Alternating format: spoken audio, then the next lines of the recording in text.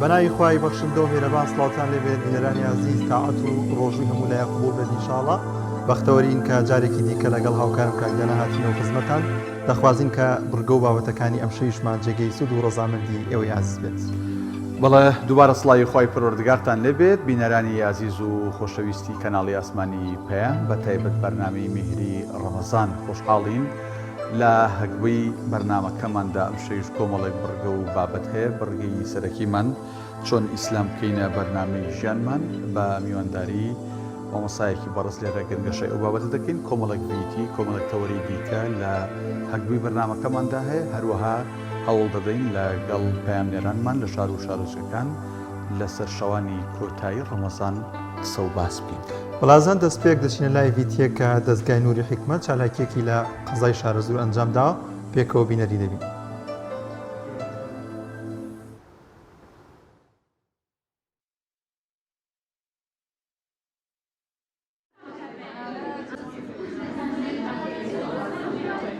وتحمل أثقالكم إلى بلد لم تكونوا بالغيه إلا بشق الأنفس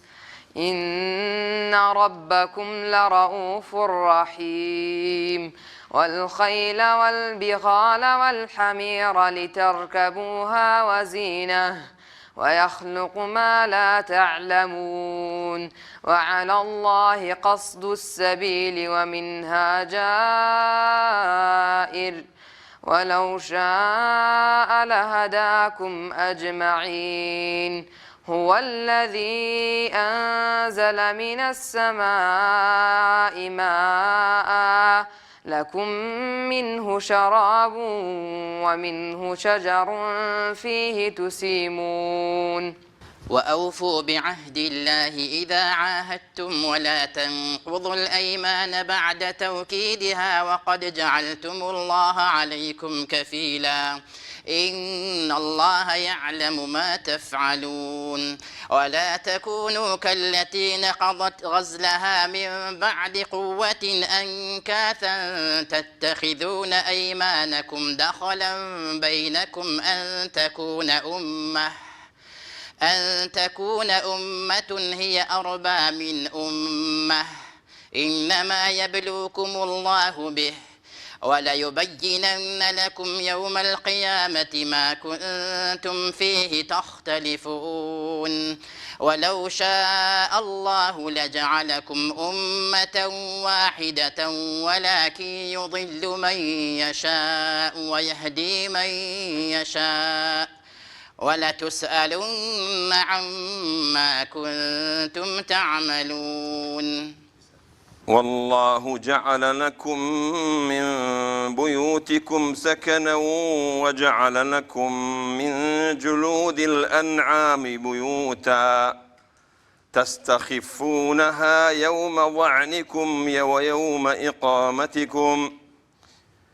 يوم ظعنكم ويوم إقامتكم ومن أصوافها وأوبارها وأشعارها أثاثا ومتاعا إلى حين شركاؤنا الذين كنا ندعو من دونك فألقوا إليهم القول إنكم لكاذبون وألقوا إلى الله يومئذ السلم وضل عنهم ما كانوا يفترون الذين كفروا وصدوا عن سبيل الله زدناهم عذابا فوق العذاب بما كانوا يفسدون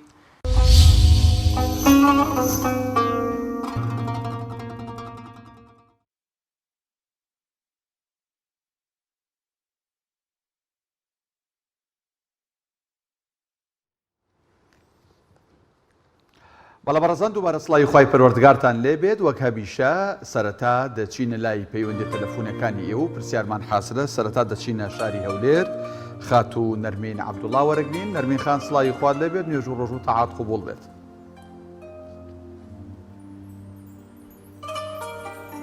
نەرمین خان السلام عليكم. عليك السلام السلام. ورحمة الله خوشکی من. نەرمی خان پرسیارەکەت بۆ دەخوێنینەوە پرسیاری بڕگەی یەکەمی ئەم شۆمان بەکام سوورەتانی قورئانی پیرۆز دەوترێت مەدەنی کۆمەڵێک سوورەدەن بەکام سوورەتی قورئانی پیرۆز دەوترێت مەدەنی مدني. بەڵێ دوو جۆر سوورەتمانێ مەکیمانێ و مەدەنیمان هەیە ئەوانەی ینی بەو دوو شێوازە ناسراون. دكتورة. دوو شێواز ١14 سوورەتمان هەیە بە هەندێکیان ئەوترێ مەدەنی بە هەندێکیان ئەوترێ مەکی. بۆچی پێی دەوترێت مەدەنی پرسیارەکەم شۆمان ئەوەیە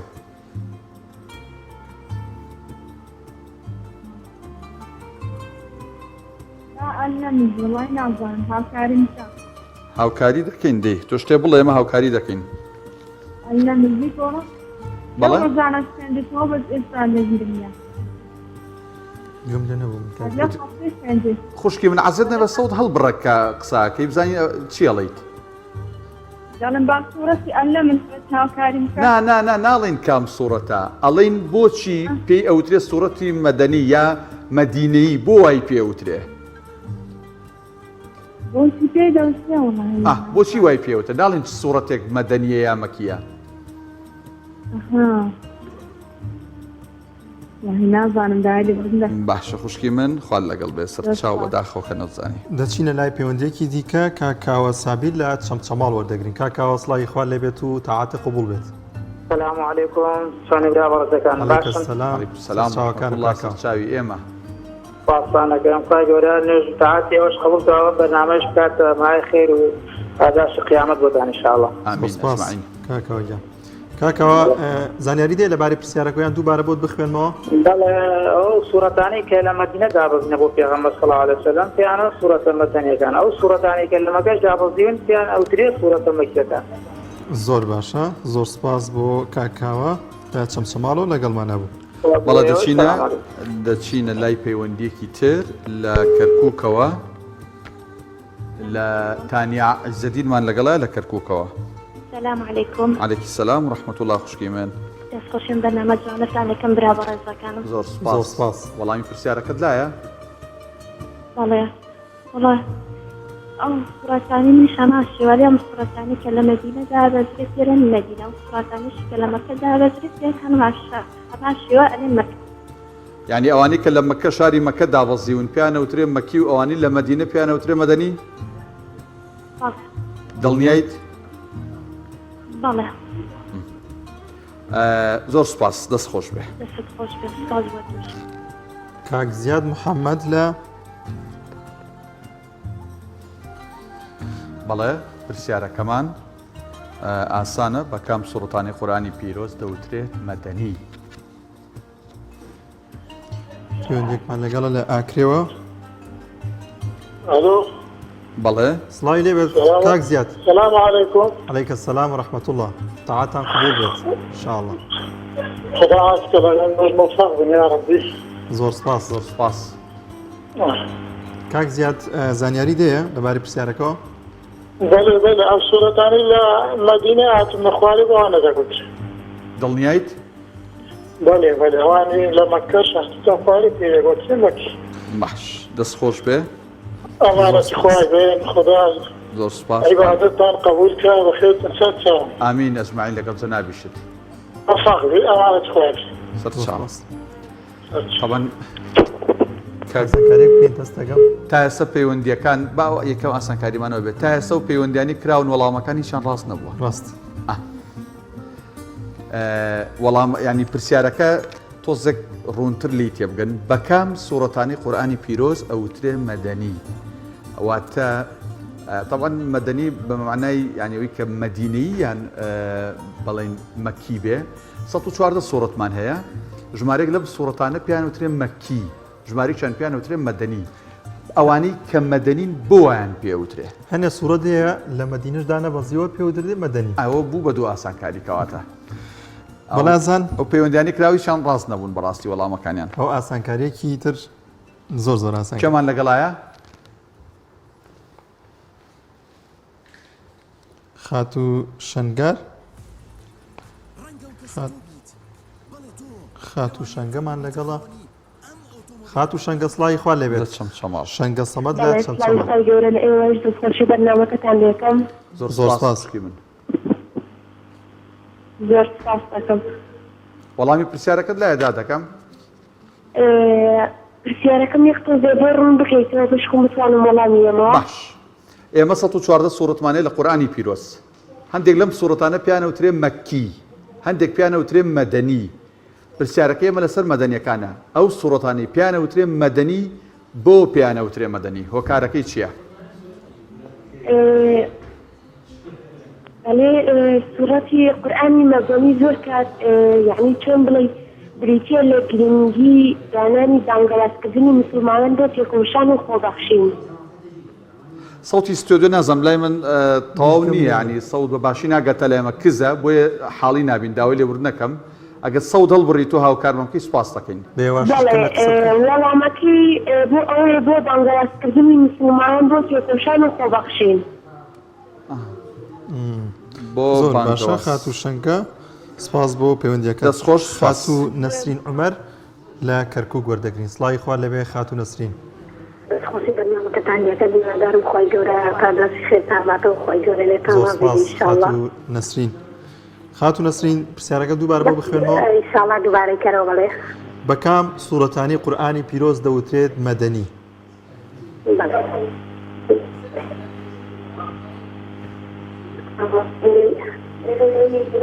بەس لەبەرەوەی ئیزرە دارەزیوە جان باز لەبەرەوەی ئیزرە دارەزیوە بۆ ئیزرە نازانم ئەو وەڵامت بۆ جێگیر بکەین وەڵامی زیانیان ئینشاڵڵا باوەڕێ ئاین تۆ وەڵامەکە دەڵێیت بۆی هیجرەتەوە من واڵێ مەڵێم بۆ ئیزرەتەوە ئەخە چۆن بۆ یوزت خوا ڕوونی کەرەوە چونکە تقریبا لی نزیکی بەڵام چۆن مەبەستت چییە با دوایی کە ئێمە وەڵامە ڕاستەکەمان وت نەڵێ وەڵاهی بڵێم چینە مەبەستەکە بەس ئەوە بێ ئینشاڵڵا بەس ئاسانکاریەکم بۆ بکە بەخوا نازانم خۆت نزیک بوویتە تۆ ئاسانکاریمان بۆ بکە ئینشاڵڵا باش شتێکی لێکەین بەهۆی هیجریەوە نووسین خوال لەگەڵ بێ ئەچینە لای پەیوەندێکی تر نەرمین ئەحمەد لە کفری نەرمین خان سڵاوی خوارد دەبێت عەلەیکوم عەلەیکم سەلام ورحمة الله پیرۆز بە شەوی قەدرتان لێکم زۆر سپاس تاعاتان قبول بین بینەران زۆر سپاس وەڵامی پرسیارەکەت لایە خۆم شتێکم خوێندیە تر نازانم ئایا تەواوە تەواو نییە ئادەی ئەوەی خوێندمە ئایەتی مەکی ئەو ئاەتانن کە پێش کۆچکردن بۆ مەدینە دابەزیون ئاەتی مەدینەش ئەو ئاەتانن کە دوای کۆچکردنی پێغەمبەر صلی الله علیه وسلم بۆ مەدینەی منەوەرە دابەزیون بەڵێ ئەوت بۆ جێگیر بکەین وەڵای تر لای خۆم هەرەوە وەڵامەیە وەکو شتێکم خوێندێتەوە ئیتر مەگەر جێگیریکە بەڵێ دەستخۆش باشە خات و نەرمین کفریۆ لەگەڵمانەوە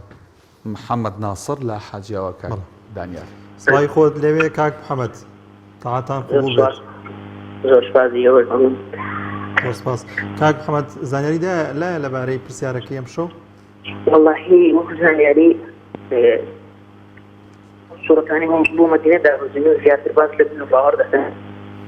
ماران 86 سوورەتە بەڵێ دەنگەکان بە دوای کۆچکردن دابەزین شریعەت و یاساکانی حرام و حەڵاڵ دەکەن شومەران کاک محەممەد مەچۆرە وردەکاریەوە ناڵین باسیەکە ناڵین چەند سوورەتە بەس ئەوە بۆ پێوترێ مەدەنی بەس ئەوە نە بەڵێ نازانم ئەڵێشی بەڵێ یاساکانی حرام و حەڵاڵ دەکەن باسی یاساکانی حەڵاڵ و حرامەکەن لەبەرەوە پیانەوترێ مەدەنی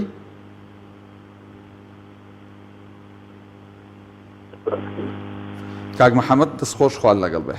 وەڵازان دەچین لای پەیوەندێکی دیکە کاک ئەلەن سعید لە پێنجێن وەردەگرین کاک ئەلەن سڵای خوا لەوێ کاک جان سڵاوتان لێ و دەستخۆشی بەرنامەکەتان لێ یەکەم زۆر سپاس لە قوربانێ بم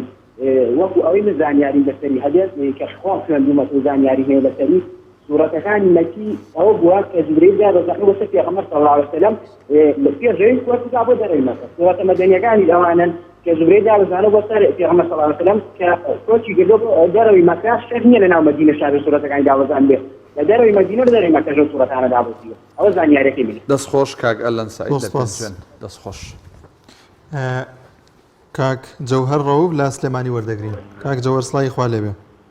سڵاوی خوای گەورە لە جەنابیشتان قوربان زۆر سپاس کاک جەوهەر زانیاری دەیە وڵاییجا ئەوەندەی من زانیاریم هەبێ بەڵێ سوڕەتی مەدینی خوا ئەخر پەروەردینی ئەگەر دووبارەکەیتەوە بێ زەحمەت سوڕەتی مەدینی بەستۆتانە ئەوترێت کە لە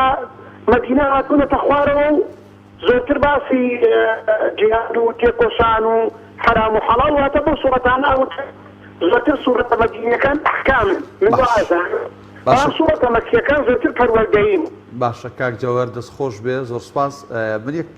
ڕوونکردنەوە بۆ بینەرانی خۆشەویست پرسیارەکەی ئێمە وازەحە باسی ئەوە ناکەین ئەم سوورەتانە باسی چی ئەکەن ئەڵین بەس ئەوەنە بۆ پیانەوترێ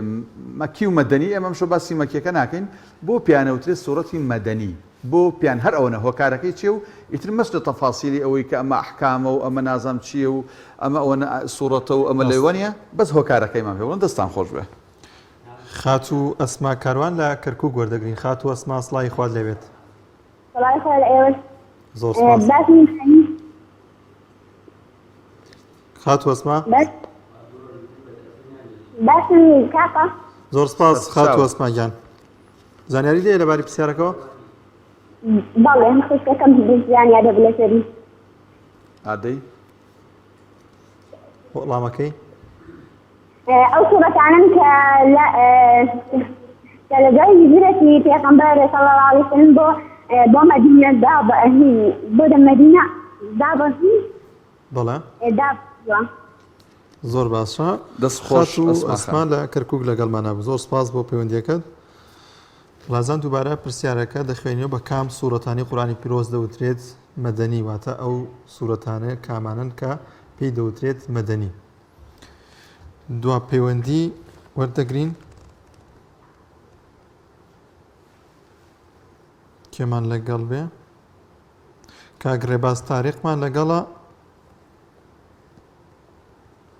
کاگڕێباز تاریق لە کەلەر کاگڕێباز سڵای خوا لێبێت و تاعاتان قبوڵ بێت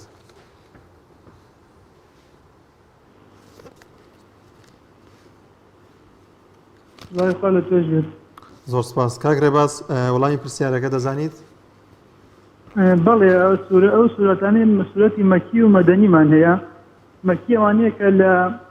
لە مەکەیە داوازی و مەدەنیش ئەوەیە کە لە مەدینەیە داوازی تاو یعنی ئەرەوەنەیە وەڵامەکە لای جەنابێت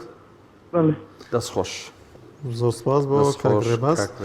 خات و بوشرا سەردار لە هەورەمان وەردەگرین خات و بوشرا سڵای خوات لێبێت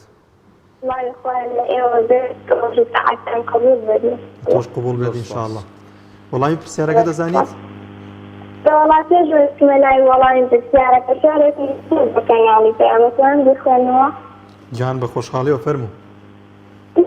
بیانەکانی کەناڵی پەیام کەناڵی پەیام کەناڵ ئیسلامی بۆ خێزانی کوردی لای ئیمانی گشت باسی دینی بەرنامەکانی بەلاڕێ نابا بابەتەکانی بەڕێوەبەر و کارمەندەکانی پێشکەشکارە سەرکەوتووەکانی لە ڕێگەی دینە ئەپۆشین گشتیان پەروەردەی ئەکەنەوەی دواڕۆژیان زۆر کەناڵ هەیە دژی ئەم دینە باسی ئازادی ئەکا لەم ژینە ئەی خوایە هاوار لەم ئانی سادە مۆدێلە و شەیتان مامۆستای تاکە کەم کەناڵ هەیە کە ڕاز ببێژن گەنجەکانیشمان لە گۆڕمەنێژن کەناڵی پەیام نمونەی زیندوو و ڕاستە و حەق ئەڵێ نەک تەنها ئێستا لە زەمانی دوو بووە ڕێگەیە بۆ گشت کەسانێ خەڵکی بانگ دەکا بۆ نێو ئیسلامێ خوایە سەرکەوتوو بەردەوامیان کەی نمونەی وەک ئەوان لە دنیا زۆرکەی ڕاستەڕێ و تیرا و پڕ لە ڕووناکی کەناڵی پەیام کەناڵی ڕاستی ببوورن لە من لە هەروشانێ من بشرا سەردار تەنها ئیلهامێ بۆ ئەم کەناڵە پڕشکۆ و مەزنا لەگەڵ خامەیان نووسین بەم چەشنە سەدای زێڕین و میشری ڕەمەزان بەرنامەی خەڵوەت ئێواری ڕەمەزان پەیامی تۆیە لەسەر شەقامە پەیامی ڕۆژیش ڕاستە و خۆکانە پارشوی پەیام هەموو پارشوێ پرسیارت هەبێ قەسید ناکەوێ زۆرن بەرنامە و بابەتەکانی من کورتبەڕیم کرد لە مەرحەکانی ڕۆژوو تاعەتان گیرا و قبوڵ بێ کە ناوی پەیام هەر سەرکەوتوو بێ زۆری نەماوە جەژنی ڕەمەزان پیرۆز یەکەم لە هەر هەمووتان. خات و بشاتۆ ئەوە نەوت پلەی دۆمی بەدەستێنا لە پێشبڕکەی پەخشانی سەلاحەدین سەرکەوتوو بیدە وەڵامی پرسیارەکەمانەڵی چی با بینە سەر ئەو بابەت. والله ئەوەی سەرتا خۆم تەنها ڕێزایەکم هەبوو کە بۆستانی لە مەدینە دابەزیون بۆوانە ئەڵێن مەدەنی بەڵام ئێستا پێم وازە دوای ئەوەی کە پێغەمبەری عەزیزمان کۆچی کردە بۆ مەدینە ئەڵێن سوڕەتی مەدەنی. یعنی ئێستا وەڵامی ڕاست کامیان بۆ تۆ دابنین؟ کامیان دابنین وەڵامی ڕاستەکە ئەوەی کە دوای کۆچە یان ئەوەی کە لە شاری مەدینە هاتووە؟ دوای کۆچ بۆ مەدینە. باش دەستخۆش بوشڕاخان. زۆر سپاس بۆ خات و هەستێکی جوان بوو. زۆر لێرە گفتوگۆمان لەگەڵا کرد میوانی بەرنامەکەی پەیامی ڕۆژ بوو توانی پلەی دۆمی بەدەست بێنێ. وەڵای ئازان دەچینە لای ناوبڕێک و دەگەڕێنەوە لاتە. تۆپ ئارت تاکە بریکاری تۆڕی میدیایی کۆمەڵ بۆ بەرهەمهێنان و بڵاوکردنەوەی ڕێکلام. هەیە حەزەکات چایەکەی بۆندار بێ، هەیە حەزەکات بێبۆن بێ، هەیە ئەیەوێت تامی هێلی تیان بێت، هاشا ئەیەوێت هیچ تامێکی تیان نەبێت. بەگشتی هەریەکەمان بە شێوەیەک حەز لە چاکە. بۆیە ئێستا چای سعدەدین لە پاڵچای تێکەڵی چایخانە چەندین جۆری تری چای بۆ ئامادەکردوون و هەمووشیان لە باشترین جۆری چای سەیرانی خاڵیسە. لەگەڵ چای سعدەدین بژاردەی زۆرت لە بەردەستە. چای سعدەدین.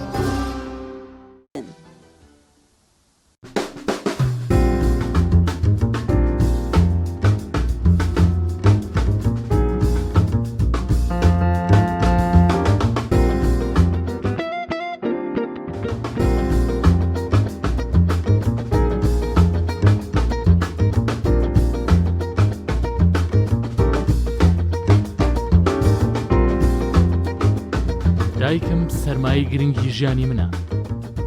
بۆ پاراستنی تەندروستی خۆمان زەیتی سروشتی کاشۆ بەکارێنی. لەگەڵ کاشۆ لە تەندروستی دڵنیابە.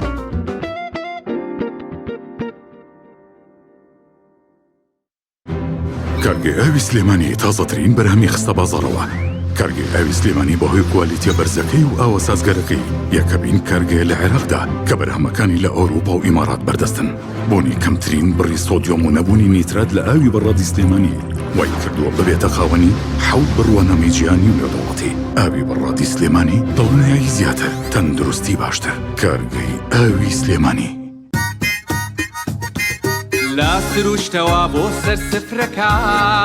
زوبیلی فاتام و چێژە و لێ دەنرێداسا زوبیلی با پانزا خولەک ئامادەیە سروشتی و بەتان بێوێنەیە بیخۆنۆشی گیانتان بێ سوپیلیتان لە یاد بێ سوپیلیت لە کێڵگەوە بۆ سەر سفرەخوانەکانتان تاکە بریکار لە عێراق کۆمپانیای ساحل عێراق.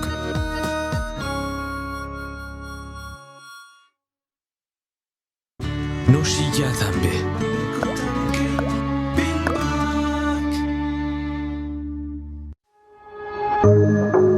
تۆپ ئارت تاکە بریکاری تۆڕی میدیایی کۆمەڵ بۆ بەرهەمهێنان و بڵاوکردنەوەی ڕێکلام.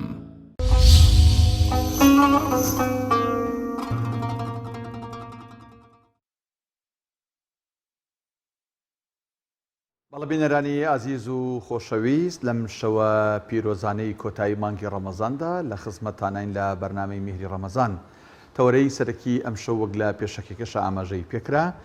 بریتیە لەوەی کە چۆن ئیسلام بکەینە بەرنامی ژیانمان بە میوانداری زۆر بەڕێز مامۆستا گەرمیان سەلاح بانخواست کە لە ستودیۆ ڕاستە و خۆ میوان و لەگەڵمانە مامۆستا بەخێر بیت. سەربەرز بیاڕەبی خۆی ئەگەر لەوە دەست پێ بکەین هەر بۆی تۆ وەڵامی بینەرەکانمان بیتەوە ئەو سوورەتانەی کە پیانەوترێن مەدەنی بۆچی پیانەوترێن مەدەنی؟ طبعا پیا و جاروبار خۆی حازر نەکات کێشەیە دوای خەڵکەڵە جاوە ماوەساکە نازانێت خەڵکی تر. طبعا پێغەمبەری خوا عەلەیهی سەڵات وسەلام ژیانی کۆمەڵی قۆناغە بەڵام بەسەر دوو قۆناغی تایبەت تا دابش کراوە کە ژیانی پێش کۆچ و دوای کۆچە. بۆیە زانایان وایان یعنی فەرمووە کە ئەو سوورەت و ئاەتانەی پێش کۆچ دابەزیون ناون مەکی جا ئیتر مرج نییە لە ناو مەکەش دابەزی بێ ئەکرێت لە شوێنێک بوون لە تایف دابەزی بیان لە شوێنێک کە ئەوانەی دوای کۆچی پێغەمبەری خوای عەلەیهی سەڵات وسەلام لە مەکەوە بۆ مەدینە بە مەدەنی ناونراون ئەوش بە هەمان شێوە مەرج نییە بێزدەبت لە ناو مەدینە دابەزی بێت هەر بە مەدەنی ناویان بردو. تەنانەت ئەگەر سوورەتەکە لە مەکەش دابەزی بێت دوای کۆچ بێ پێوترێ مەدەنی. بەڵێ ئەو سوورەتەی ئەو ئاەتی کە بۆ پێغەمبەری خوا صلی الله علیه وسلم لەگەڵ ئەو بەکر سیدیق ڕەزای خوای لێ بێت لەو نێوەندەیە ئاەتێکمان هەیە بیزەبت باش بیرم نییە ئاەتی چەنە بەڵام ڕێک ینی گۆرباسیەوە کە پێغەمبەری خوا صلی الله علیه وسلم مەترسە لەگەڵ هەواڵەکەتە بەڵێ لا تحزن إن الله معنا بەڵێ وڵی باش بیرم نییە زانیان بەچیان لە قەڵم داوە بەس والله ئەعلەم ئەکرێت لە ناو مەدینە چونکە هەر لەگەڵ هەل لە دەرچوونی پێغەمبەری خوا عەلەیهی سەڵات وسەلام ئیتر بە کۆچ حسێبە والله ئەعلەم ئەکرێت بە مەدەنی حسێب بێت باش بیرم نییە بڵێ من تامبانگ نەکردەوە بۆ ئەوە خی گەورە سەلامەتتان کە. ئەوسەیان بابەتەکەمان لەسەر ئەوەیە کە چۆن ئیسلام بکەینە بەرنامی ژیانمان دەبینین لە ئێستادا چەندین بەرنامی جیاواز هەن بەرنامەی ئەلمانی هەیە بەرنامەی جیاواز هاتۆتە ئێستا نێو کۆمەلگا لە جیهاندا بەڵام لە نێو مسلماناندا باشترین بەرنامەی ئیسلامە چۆن بتوانین ئەو بەرنامەیە جێبەجێ بکەین. بەڵێ خوای پەروەردگار پێشەم شتێک هەموو لایەکمان وەفەقتکە بەڕاستی ینی جێی دەستخۆشیە بۆ جەنابتان بۆ سەرجەم ئەو کەسانی بم کەناڵەوە ماندووە بن کە ئەو دادە بەڕێزە فەرمی ینی وەسفێکی جوانی بەرنامە و کەناڵەکەی کرد خوای پەروەردگار ئیخلاص و سەواب بە هەموو لایەکتان ببەخشێ ئینشاءڵڵا. سەبارەت بە ئیسلام طبعا هەموو کەسێکی عاقڵ و کەسی منطقی بیر دەکاتەوە پێی وان نییە ینی ژیان ئەبێت بەبێ بەرنامە بڕوات واتە هەر کەس هەرچۆنی پێ باش بوا بکات ئیلا ئەبێ شتێک هەبێ پێوەی پابند بێت یعنی بۆی کە بزانێ ژیانی ڕۆژانەی چۆن بەڕێ بکات. جا بۆیە ئەگەر پێش ئەوی باسی ئیسلام کەین یعنی حەقی ئینسان کاتێک بیر بکاتەوە ئەم بەرنامانەی ئێستا هەن لە ڕووی عەمەلیۆ چیان بەدەستێناوە. جا کاتێک ئینسان دیقەتیان ئەدات سێرەکات ینی یەک شپرزە و فەوزاییەک دروست ئەکات ئەو سەری هەر دیار نییە کوردەواری خۆمان واڵێت. بەڵام کاتێک ئینسان دیقەتی ئیسلام ئەدات سیرەکە بەڕادەیەک ژیانی تەرتیب کردووە هەر لە تاکێک و هەتا کۆمەلگا و هەتا دەسەڵات و هەموو جونگەکانی کۆمەلگای تەنیوە بەڕادەیەک تەرتیبی کردووە. ئەمەش یعنی عاتیفە نیە ئینسان کاتێک مسلمان بوو بڵێ ئەوەی ئیسلام فەرمی ئیتر تەواو بە عاتیفە ئەم شتە لێک بداتەوە دیت لە ناو واقعای بینی سیرەکەی وایە چونکە عاتیفە جیاوازە وەک لەوەی بی لە ڕووی عەمەلیەوە سیرەکەی بەو شێوازەیە. جا بۆی ئیسلام یعنی هاتووە بۆ نمونە یعنی بەسیترین نمونە خوای پەروەردگار یان پێغەمبەری خوا عەلەیهی سەڵات وسەلام کاتێک کە شتێک ئەفەرمون واجبە واتە ئێمە ئەگەر بەمانە عەمەلیەکەی لیکی بدەینەوە یعنی چی واتە ئەگەر ئەو شتەنەکەی ژیان تێکەچێت وەک نمونە بۆ نمونە نوێژ یعنی تۆ سێدی کەسێکە کە نوێژ ناکات بۆ نمونە ڕۆژانە ئەو کۆمەڵە جارەی مسلمان دەست نوێژەکەی ئەو نایگرێت سێرەکەی بەڕادەیەک ژیان یعنی بنزیکەی تێکەچێت یعنی بنزیکەی هەندێک جار کەسێکی تەمەڵی لێ دەرەچیان لە ڕووی پاک و خاوێنی بۆ نمونە لەو بابەتانە گرفتی بۆ دروستە بێت یان ئەو شتانی بۆ نمونە لە ئیسلامە فەرمیانە ئەوە حرامە یعنی چی خۆی حرام بەمانە کوردەوارێکی لێکی دو یعنی ئەو قەدەغەیە ئەمە هێڵی سوورە ئەگەر بکرێت ژیان تێکەچێت جابووی ئەگەر دیقەت بدەیت خوای پەروەردگار و پاشان پێغەمبەری خوا عەلەیهی سەڵات وسەلام لەڕێی ئەم ناوانەوە ژیانیان فێر کردوین چی واجبە واتە ئەگەر نەکرێت گرفت دروستە بێت چی سنەتە واتە ئەگەر بکرێ باشترە ئەگەر نێشکرێ زۆر گرفتی گەورە دروست نابێت بۆ نمونە ئەوەی کە حرامە بە هەمان شێوە واتە ئەگەر بکرێ ژیانی کۆمەلگا تێکەچێت یان لانی کەم ژیانی تاکێک تێکەچێت بۆی لەو ڕۆ ئینسان ئەتوانێت یعنی دیقەت بدات و خوای پەروەردگاریش کاتێک لە قورئان باسی کۆمەڵێک قسە و بابەت و ئاەتمان بووە کە ئەفەرمی ئەمانە بۆ کەسانێکن بیر بکەنەوە بۆ کەسانێکن تێبفکرن عەقڵ بەکاربێنن جا بۆیە ئینسان عەقڵ بەکاربێنێت بەڕاستی ئەگاتە نەک ئەو نەتیجە ئەگاتە ئەو یەقینەی شتێک شک نابێت نەک وەک ئیسلام وابێ هەر نزیکیشی بێت یعنی لە ڕووی عەمەلیەوە بەو شێوازەیە ئینسانیش بەقەدەر عەقڵ و عیلمی خۆی قسە ئەکات مامۆستا ئەکرێ ئێمە باسی ئیسلامەکەین بەڵام هەر دینێک یا هەر بەرنمەیەک ئەکرێ بەشێکی لێ وەربگرین و بەشێکی لێ وەرنەگرین ئەوەی لە قازانجی خۆمانە وەری بگرین لە مەسلحەتی خۆمانە وەری بگرین ئەوی وەرین بە نمونەگە نمونێکی بەسیط بینەوە زۆر جار ئێمە لە کۆمەڵگەی کوردیواری خۆمانە ئەزانین کە باسی میرات و باسی کۆمەڵک لەو بابەتانە هەکرێ ئەزانێ بە یاسا چکە خۆ دەزانین هەندێک بڕگەی یاسا پێچوانەیە لەگەڵ شەرع هەندێک بڕگەی ئەزانێ بە یاسا قازانجێتی ڕکاکەم بە شەرع نایکەم بە یاسایکەم ئەزانێ بە یاسا زەرێتی بە شەرع قازانجێتی ئەڵە بەوە ئیکەم مەبەست لەوەیە ئەم بەشکردنە ئەوەی لە ساڵحی خۆم بێ وەریەگرم ئەوەی لە ساڵحی خۆم نەبێ ڕەتێکەمەوە ئاوا ئیسلام دین ئەکرێتە بەرنامەیشان طبعا ئێمە هەندێک جار ئەڵێن لەو کاتانەی کە لەگەڵ خەڵق ساکن سەبارەت بە ئیسلام وەک چۆن کۆمپانیایەک ئامێرێک شتێک دروستکە لەگەڵ یا کەتەلۆکێک ئەنێرێت بۆی کە تۆ بزانین چۆن تەعامل لەگەڵ ئەم ئامێرە ئەکەیت ئەگەر تەژبیه نەبێ ئیسلام وەک ئەم کەتەلۆکەی بەرنامەی ژیان وایە واتە بەڕادی لادان لەم دینە هەر پێش قیامەت خۆی قسەکەمان جارە لەسەر دنیاە هەر پێش قیامەت لە دنیا ئینسان باجەکەی دەدات هەر ئەوەی ئێستا کۆمەلگای عامی سەرزەویتیایە بۆ خۆی بەڵگەیە لەوەی کە طبعا ئێمە بە شێوە گشتیەکەی ناڵێن لە 100% بە شێوە گشتیەکەی شوێنێکمان نیە لەم سەرزەویە ئیسلام بەڕێوەی بەرێت جا بۆیە ئەو واقعی ئێستا خەڵکی تێکەوتووە بەڵگەی ئەوەیە کە ئەگەر ئینسان لە ئیسلام لابدات نەتیجەکەی چییە وەکوی فەرمایشتی جەناب فەرمووت طبعا خوای پەروەردگار ئەفەرمێت پرسیارە یعنی بە تەعجب پرسیارەکە ئەفەرمێت لما تكفرون ببعض الكتاب وتؤمنون ببعض الكتاب وتكفرون ببعض يعني ايوه براسي باورتان بهنديكي هي جيبجي كانوا بلام هنديكي تري جيبجي ناكن واتا اسلام وا تطبيق ناكن للراسيه ولا راسيه زور بيكات لكردوادي خوش ما يعني وتوانا او كسي دوای دو کروش كي يعني بمزبوطي وانا عيدت جابوا او كسي ايوه توزق للدين كا توزقش للدنيا تيكلا ممكن راسيه زور بيكات ندينكي بمزبوطي بو جيبجي كرنا دنياكش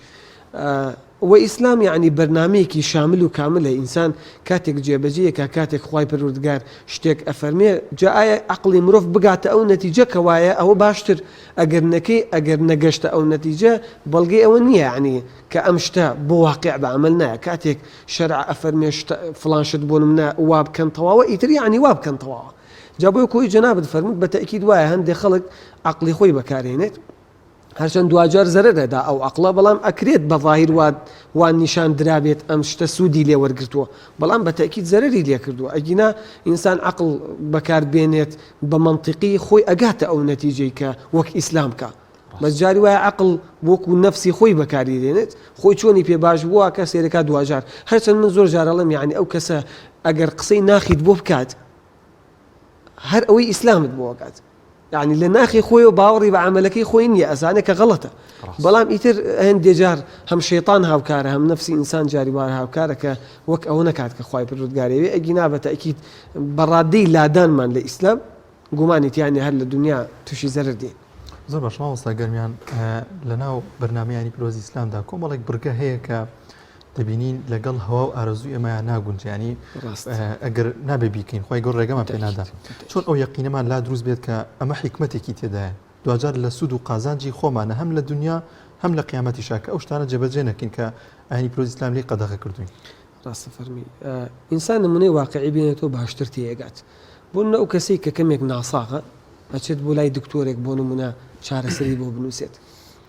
دکتۆرەکە فەرمووی فڵان بکە فڵان بکە فڵان بکە ئەمە مەکە ئەوە مەکە هەندێک دەرمانی بۆ ئەنووسێ ئەم نەخۆشە بەس هەر ئەوەندەی باوەڕی بۆ دکتۆرە هەیە لە هەموو دەکاریەکان ناپرسێ دکتۆر ئەمە بۆ وا بکەم ئەمەش بۆ وا نەکەم ئەو بۆ وا بکەم وانە تەفاسیل ناپرسێ ئەڵێ باشە مادەم قەنەعەتی پێ هەیە چێ دەرمانەکان بە مەزبوطی جێبەجێکە ڕێنمایەکانیش بە مەزبوطی جێبەجێکات ئەمە لەلایەکی تر کاتێک هەر بۆ نمونە تۆ کەسێک هەر لە ڕووی واقعی و کەسێک تا ڕادەیەک متمانەت پێ هەیە بۆ نمونە ئەو 100 هەواڵتەداتێ دەقسەت بۆ ئەکا لانی کەم لە 8 و 9 تۆ یەقینت وایە تەواوە بەڵام لە دانەیەکی ئەویش باش تێناگەیت قەناعەتت وان نییە ناتەواوە بەڵام تۆ لی تێناگەی هەر ئەمە هەر ئەو 8 9 کە تۆ باش لی تێگەی بەڵگەی ئەوەیە کە تۆ ئەو دانیان تۆ لی تێناگەی ئەکی نابەتە ئەکیدیش کەسێک یعنی نۆ وتەی ڕاستی هەبێ زۆر دەگمەن ئەگەر هەر بۆ کەسێکی طبیعی ئەگەر نییە قسەکەی تریشی غەڵەت دەرچێت ڕوونە قسەکە بۆ ئینسان بەم دوو ڕێگا یەکەم هەر ئەوەی کە قەناعەتی بە وەکو پزیشکێک سیدی بکە هەر قەناعەتی بە پزیشکەکە بوویتە تەفاسیل ناپرسێت ئیشەکان جە بە مەزبوطی جێبەجێکە دووەم ئێمە ئیسلام وەکو ڕێژە نایڵین بەڵام بەڕاستی ئەگەر بنزیکەی لانی کەم لە سەتانەوەتی ڕوونە یعنی هەر لە ڕووی واقعیەوە دەرکەوتووە کە ڕێک وایە هەرچەند من زۆر جارەڵێم ئەکرێت بە مروری زەمن بە تێپەڕبوونی کات زۆرینی ئیسلام لە ڕووی علمیەوە بسەلمی هەرچەند ئێستا زۆری سەلماوە بەس هێشتا ماوێتی جا بۆ ئێستا بۆ نمونە ئێمە یعنی پێش ساڵانێکی زۆر کە مسلمان بیفەرموایە باشە بوو گۆشتی بەراز حرامە وەکو چۆن زووتیان کاکە گۆشتی بەراز بەو نەرم و خۆشی بۆ حرام بێت بەڵام دوجار بە مروری زەمن لە ڕووی علمیەوە سەلما ئەمە زەرری بۆ تەندروستی هەیە کەواتە ئەمە کەیتریشی کە ڕوون نەبووە تۆ هێشتا لە ڕووی علمیەوە بە مروری زەمن ئەسەلمێت بەڵام خۆی ئەوە مهمە ئینسان کاتێک یعنی سە بۆ نەمردن کەس نییە لەسەر زەویا قەنەعەتی پێی نەبێ چکە شتێکە بڕاوە تۆ بەڵام ئینسان کاتێک مهمە باوەڕی بەم دینە بۆ جێبەجێکە ئەگەر چی هەر لە هەندێکشی تێنەگات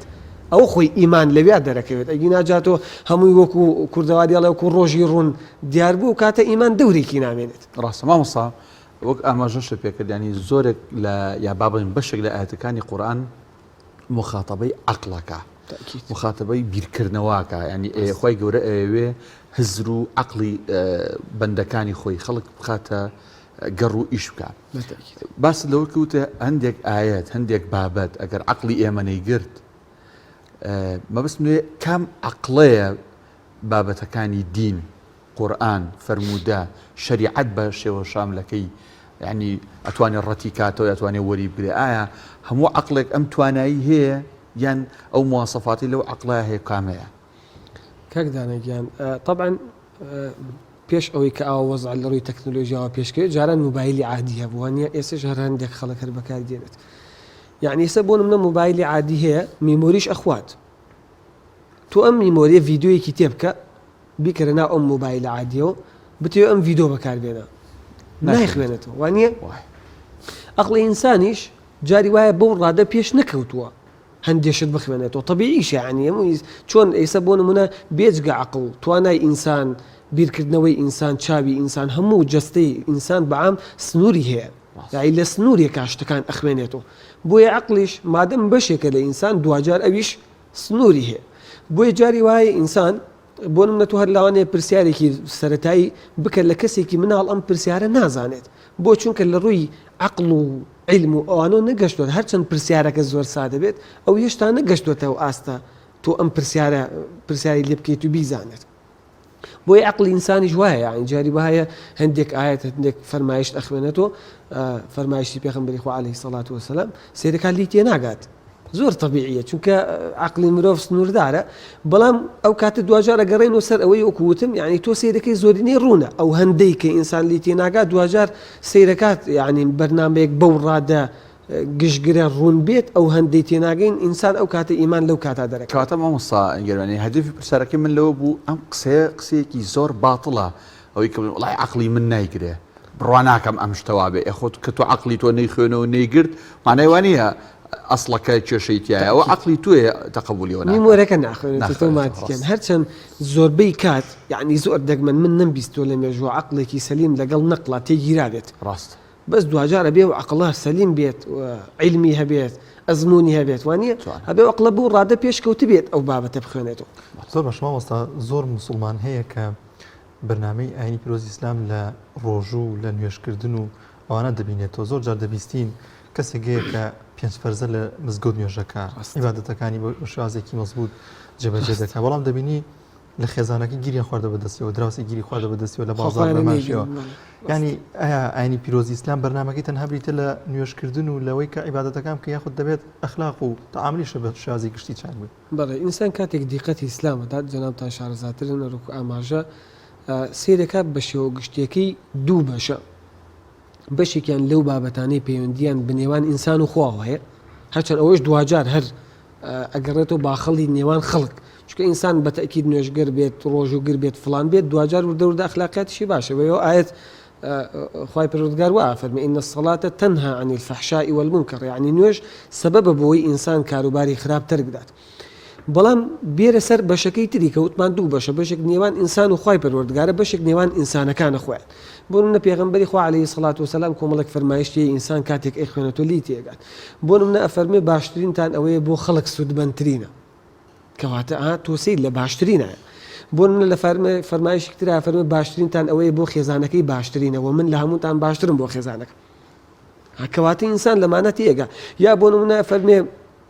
باشترینتان ئەوەیە ئەخلاقی جوانترینە وانە کەواتە ئینسان بەمانە و کۆمەڵە شتی تریش کە زۆرە ئینسان بچێتە ناو تەفاسیل تێگات لە ئەساسیاتە ئیسلام هاتووە ئەخلاق جوان کات هونی پێغمبەری خوا عەلەیهی سەڵات وسەلام فەرمێ من نەهاتوم تەنها بۆ ئەوە نەبێ ئەخلاقیات کامل کەم جوانی کەم وانە لەبەرەوە لە ئەساسیاتە ئەمەیە ئیسلام یعنی بڕۆ قورئان و فەرمایشتەکانی پێغمبەری خوا عەلەیهی سەڵات وسەلام بگەڕێ شتی ڕوخسارت زۆر کەم دەسەکەوێت ئەساسیات تەعامل و ئەخلاقیاتە یعنی ئێستا بۆ نمونە یعنی ڕوخساری ئینسان بۆ نمونە بۆ پیا و ڕیش یعنی لە ئەساسیاتەکانی ئیسلام نییە ڕاستە بەهەبێت تەواوە ئەوە گومانی تیانێ بەڵام لە ئەساسیاتەکان نییە ئەی ئەساسیاتی ئەگەر کەسێک خوا نەخواستە تەواو ڕیشیشی بەردا بوو بەڵام تەعاملی باش نەبوو بڵێن وڵای کاکە گەر تۆ اختیار لەبەردەسا بێت تەعاملەکە باشکە وەک لە ڕیشەکە کەواتە ئەسڵ دیکۆر نییە ئەمەش وەکو وتم یعنی ئەمە قسەی من نییە یعنی ئینسان ئیبداعێکم وانە فەرمایشی پێغەمبەری خوا عەلەیهی سەڵات وسەلام و بە شێوە گشتێکیش یعنی قورئان بگەڕێ هەر یەک پارچە پڕێتی لەمە يعني بۆ نمونە عنی من لە ڕێگاهاتم بیرم لەوە کردوم ئیسلامە بەڕادەیەک عەزیمە جێیشێکی زەبەلاحی وەک جێیشی سولەیمان عەلەیهی سەڵات وسەلام خوای پەروەردگار قسەکەیمان بۆ باسەکات ئەم جێیشە زەبەلاحە ئەوەستێنێت بۆ لە ناونەچوونی مێرولە ئەی چ جای تۆ تەعامل لەگەڵ ئینسان وانە يعني هەر لە ڕووی شەرعیەوە ئینسان شەرعی نییە عەزیەتی بێگیانیش بدات هیچ بەڵگەیەکمان نییە کەژە بۆ نمونە ئێستا ئەمەی کە من لەسەری دانیشم خۆ بێگیانە شەرعی نییە من لە خۆچە خۆی کەڵ بگرم بیدڕم کە هیچ گیانیشی تیانە چ جای تۆ لەگەڵ گیاندارە چۆن تەعاملەکەی بەڵگەمان زۆرە ئینسان کە لەگەڵ حیوانات چۆن تەعاملەکە لەگەڵ باڵندە چۆن تەعاملەکە ینی ئەوەندەمان بەڵگەی ئینسان بچێتە ناو تەفاسیلەکەی و بەحرێکە بەڕاستی بۆیە بەڕاستی دووبارەیەکەم ینی ئیسلام بەشێکی بچووکی دیکۆرە بەش ئەساسیات و گەورەکەی مۆزوعی تەعامل و ئەخلاقیاتە کەواتە بێ ڕنگ باتەوە زۆر باش مامۆستا ینی مهمی لەوەیە چییە گرنگەکەی لەوەیە چیە خاستن بۆ ژیانی ڕۆژانەمان کە ئێمە ئیسلام کێنە بەرنامەی ژیانمان بۆ ئەنێگەر جەناب کەسێک لێت بپرسێ بۆ ئیسلام کەمە بەرنامەی ژیانم لە کاتێکدا ئەم هەموو دینەی دیکە هەیە و ئەم هەموو دینە دنیایەژەیە ئەوانی دەستکردی مرۆڤەکانن ڕاستە طبعا وەکو سەرەتا ئاماژەم پێدا ئیسلام کە ئێماڵێن بەرنامێکی تاواکاری ژیانە عاتفی نین عاتیفە گرتیبێتینی ئەم قسە بکەین ئەچین لە ڕووی عەمەلی و لێکێ دێن بۆ نمونە عنی ئێمە نمونەیەکی ئیسلام هەڵبژێرین مۆزوعێکێک لە واجبەکانی ئیسلام ڕوکنی ئیسلامە مۆزوعی زەکاتە ئینسان کاتی لی لە ئادا چی دروستە بێت ئەو واقعە دروستە بێت ئێستا هەموو مامەچای خۆمان ئەبینین یعنی خەڵک نانی بەسیتی ڕۆژانی نییە بیخوات لەبەر ئەوە ئێمە یعنی هەر کەس ئەوێ لێکی بداتەوە بێ بچێ مقارنە بکات یعنی بۆ فڵان بەرنامە بێنێت ئەمە دوواماندانە ئەم بەرنامە جێبەجێکین بزانین لە ڕووی عەمەلیۆ چی بەدەستێنین کاتێک لێکێدات و سەیرەکات یعنی فەوزا و شپرزەیەک دروستە بێت یعنی بەراورد لەگەڵ ئیسلامە هەر تۆ ناتوانانی بەراوردیشی بکەیت نمونەیەک بۆ نمونە کەسێک لە ڕووی بۆ نمونە هاوسەرگیریۆ نێت بە بەرنامەی ئیسلام کات یعنی فەوزایەک لە کۆمەلگا دروستە بێ ئێستا من ناسراوم هەیە لە ئەوروپا بۆ نمونە چەند جار ئەم نمونایان گێڕاتوەڵە ئافرەت بە پیاوەڵەکان کە بۆ ئەگەر بیەوێ بیخوازێ ئەڵە کاکە بەس بەخێوم کە من هیچ مەرجیترم نییە ئێوە لە کاتێکا لە ئیسلامە بەواجب دانراوە لەسەر پیاو ئەبێ ماڵ و ناڵ بەخێوکە کەواتە بەڕادەی لادانمان ئەو واقعە یعنی ئێستا ئینسان دیقەتی واقع بدایتر پێویستی نییە زۆر لێک بداتەوە بچێ بگەڕێ هەر نمونەی واقع بەڵگەیە کە ئێمە ئەگەر پێچەوانی ئیسلام یان لابدەین لە ئیسلام نەتیجەکەمان چییە نەک ئەوروپایانی ئێستا شەرق ئەوسەتیش بۆ خۆی نمونەیە هەر نمونەی نزیکمان لە چواردەورەیە بەڕادەی لادانمان لە ئیسلام ئێمە چیمان لێ هاتووە یعنی بەڕادەیەک تێکچوین ئەبێ کەسێک بێت دنیای چەکش و قەڵەم بەکاربێنێ تا تۆزە ڕێکمانەکاتەوە هۆکارەکەی چییە هەمووی هۆکارەکە یەک ئەساسیاتە کە مۆزوعەکە لادانە لە دین بۆیە عەمەل ئەو واقع و نەتیجەی لەبەردەستە ئیتر پێویست بە بەڵگەی تر ناکە ئینسان بێنێتەوە ئەوەندە ڕوون و دیارە مامۆستا لە ئێستادا میدیا یاخود با بڵێن کۆمەڵێک بەرنامەی دیکەوای کردو کە لە نێو خێزانەکاندا خێزان بەرەو هەڵوەشانەوە دەچێت بەرەوە دەچێت کە تەعاملیان باش نییە چۆن وا بکرێت کە بگەڕێنەوە بۆ بەرنامی ئاینی پیرۆزی ئیسلام تاوەکو تەبایی لە نێوان خێزانەکاندا بەرپا ببێت طبعا ئەوەی کە من سەرەتا وتم بخوای پەروەردگار پاداشتی ئێوە بداتەوە بۆ ئەمە طبعا ئینسان کاتێک هەر تەنانەت سێبەری خراپەش زیاد بکە هەر مەیلیشی بەلایەنە هەبێت هەر نابێت چجای ئەوەی لەگەڵیان نابێت بۆیە یعنی جۆریتی ئەم کەناڵانەی وەک بەڕێستان و ئەو کەناڵانەی تریش کە هەر لەم جۆرن یعنی زۆر گرنگە ئێمە لە ناو واقعا بەردەوام ڕێنمایی خۆمان ڕێنمایی خەڵک بکەین بۆ متابعی ئەم کەناڵانە چکە طبیعەتی ئینسان وایە ئیلا ئەبێ بە شتێک و مەشغوڵ بێت بۆیە خۆی ئیمامی شافعی قەولێکیە فەرمی ئەگەر ئەو طبعا دەربارەی ماڵ و مناڵە فەرمی ئەگەر ماڵ و مناڵ مەشغوڵ نەکەی بە باشەوە مەشغوڵ تەکەن بە خراپەوە جا ئەو قەولە ئەتوانی تۆ گشتگرتری بکەی یعنی ئینسان طبیعەتی وایە ئەگەر بە باشەوە مەشغوڵ نەبێت بە خراپەوە مەشغوڵە بێت ئێستا بۆشی شەرع فەرمی ئەگەر کەسێک توانای بوو با هاوسەرگیری بکە ئەگەر نەیتوانی با بچێ بە ڕۆژوو بێت بۆی ڕۆژەکە بەڕادێک مەشغوڵی بکە فرێشتی خراپە نەکەوێت چونکە طبیعەتی ئینسان وایە ئیلا ئەبێ بە شتێکەوە خۆی مەشغوڵ بکات بۆیە یعنی نەسحەتم بۆ خۆم و بۆ سەرجەم یعنی خەڵک وایە گەر وریانە بین خۆمان سەرقاڵی شتی باش نەکەین کەناڵی باش جا کەناڵەکان بەعام بە تەکید مەشغوڵی شتی خراپە بین یعنی خۆ ئینسان بۆ 24 ساعتی عفۆن لە بەردەست هەیە خۆ ناچێ 16 ساعتی بخەوێت ئللا ئەگەڕێت ئەچێتە ناو کۆڕ و کۆمەڵ سێدی کەناڵەکات ئەنتەرنێتە فڵانە واتە ئەبێ ئللا شتێکە بێ پێوەی سەرقاڵ بێت ئێستا بۆ نمونە ئەوەی کە ئەو ڤیدیۆی جەنابتان لە سەرەتا لێتاندا پێش ڕەمەزان فکرێکمان بوات لەوەی کە چۆن ڕەمەزان کۆ بینەوە پێکەوە قورئان بخوێنین بۆی بێتە سەبەبێک لە مەجلیسی خێر کۆ بینەوە یعنی چەندین ئەم قسەی یەک دوانێک نییە قسەی چەندین دانێ لەوانەیە ئەو ئەگەر ئەمە نەکرایە لەوانەیە جا طبعاً ئێمە دەرسمان هەیە لە بەیانی ساعات 8 دەست پێکا بۆ نزیکی 11 زۆربیان ئەیانوو ئەگەر بەمەوە سەرقاڵ نەبوونای لەوانەیە کاتەکەمان زیاتر بە خەوت بردایەتە سەر کەواتە ئیلا ئەبێ ئینسان بە شتێکی چاکە و سەرقاڵ بێ بۆ ئەوەی کە شتێکی خراپە و سەرقاڵ نەبێت ڕاست زۆر باشە زۆر سپاس بە مامۆستا گەرمیان ساڵح مامۆستایانی زۆر سپاس سەلامەتتان کات لەم شەو مبارەکە لەگەڵ ئێمە بەشدار سەربەرزی سپاس بۆ جەنابیشتان خی پەروەردگار پاداشتی هەموو لایەک باشی دەکەین بەڵە بەڕێزان وا بزانم پەیامنەرانمان ئامادەن سەرەتا دەچینە هاوار لە کەلار وەرەگرین هاوار سڵاوی خوات لێبێت بزانین ئەم شەو تۆ لەکوێی دەنگ و باسی گەرمیان و کەلار چییە لە ڕێگەی شاشەی پەیامەوە بۆ ئێمە و بۆ بینەرانی بگوازەرەوە فەرموو سڵاوی خۆی گەورە لە ئێوە و لە بینەرانی کەناڵی پەیام بێت من ئێستا لە ناو مزگەوتی گەیلانیم لە قەزای کەلار ئەم شەو وەک ئاشکرایەکە شەوی 22 ڕەمەزانەوە یەکێکە لە شەوانی قەدر بەشێکی زۆر لە هاوڵاتیانی ئیداری گەرمیان و دەفەری گەرمیان ڕوو لە مزگەوتەکان دەکەن بەمەستی زیندی وکردنەوەی شەوانی قەدر و من ئەو مزگەوتێکی ئێستا منی لێ مزگەوتی گەیلانیە هاوڵاتێکی زۆر لەم سنوورە سەردانی ئەم مزگەوتیان کردو بەمەستی ئەنجامدانی سنەتی شەونوێش و هەروەها بەمەستی زیندوکردنەوەی ئەم شەوە پیرۆزە بە خوێندنی قورئان و ئەنجامدانی پەرستش و عیبادەتەکانی ترکە تایبەتن بەم شەوە و ئەوەی کە ئاشکرایە لەم مانگە پیرۆزەدا هاوڵاتیان و دادانیشتوانی سەرجەم ناوچەکانی تری هەرێمی کوردستان ڕوو لە مزگەوتەکان دەکەن ئیداری گەرمیانیش بەهۆی ئەوەی کە ساڵی ڕابردوو با بڵێن ماوەیەکی زۆر لە مانگی ڕەمەزان بەهۆی کەرەنتینەوە مزگەوتەکان داخرابوون بەڵام ئەم ساڵ خۆشبەختانە هەر لە سەرەتای ڕەمەزان و دەرگای مزگەوتەکان کرانەوە و ئەمەش مای خۆشحاڵی بوو لای هاوڵاتیانی هەرێمی کوردستان و ئیداری گەرمیانیش بە تایبەت بۆیە بە گەرم و گوڕیەکەوە بە جۆش و خۆشێکەوە ڕویان لە مزگەوتە کردووە من ئەمەوێت یەکێ لە خزمەتگوزارانی ئەم مزگەوتە وەربگرم باسێکی ئەومان بۆ بکات مامۆستا سەرکەوزاوی ئەگەر فەرمووی تێرە باسێکی ئەومان بۆ بکەی نوێژ خوێنان و هاوڵاتیانی ئیداری گەرمیان چۆن ڕویان لە مزگەوتەکان کردووە گەرم و گوڕێکیان چۆن پێوە دیارە بەناوی خۆی گەورە میهرەبان طبعا وەکو ئەزانن ساڵی پار بەهۆی کەرەنتینەوە مزگەوتەکان داخران سەرەتای ڕەمەزان بۆیە مزگەوتەکان نوێژ تەراویحیان پێ نەدەکرا بەڵام شکر بۆ خوا ئەمساڵ دیارە وەزارەتی هەرێمی کوردستان کە بڕیاریدا بۆ ڕەمەزان مزگەوتەکان کراوە بن ئەلحەمدولیلا خەڵک بە شێوەیەکی بەرچاو کە تیونووی نوێژی تەراویح بوو بە گەرم و گوڕێکی باشەوە ڕوانە مزگەوت کرد مامۆستا ئەکرێ پێمان بڵێ ڕێنمایەکانی خۆپارێزی لە ڤایرۆسی کۆرۆنا چۆن جێبەجێ دەکرێت لە مزگەوتەوە داوا لە نوێژ خوێنان چیتان کردووە کە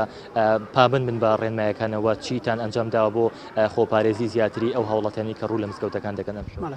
طبعا سەبارەت بە خۆپارێزیەکان ئێمە هەر لەگەڵ دەرچوونی ئەو ڕێکارانەی کە وەزارەت دەری کردبوو بۆ خۆپارێزی بۆ ڕوبەڕوونی کۆرۆنا ئێمە وەکو مزگەوتی گەیلانی خۆشبەختانە ڕۆژانە دوو ڕۆژارێک ڕۆژ ناڕۆژی لە کاتی فەرزەکانە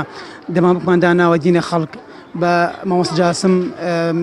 وتاربێژی گەیلانی بەردەوام لەسەر مینبەر لە نوێژەکانە تەحزیری داوا لەوەی کە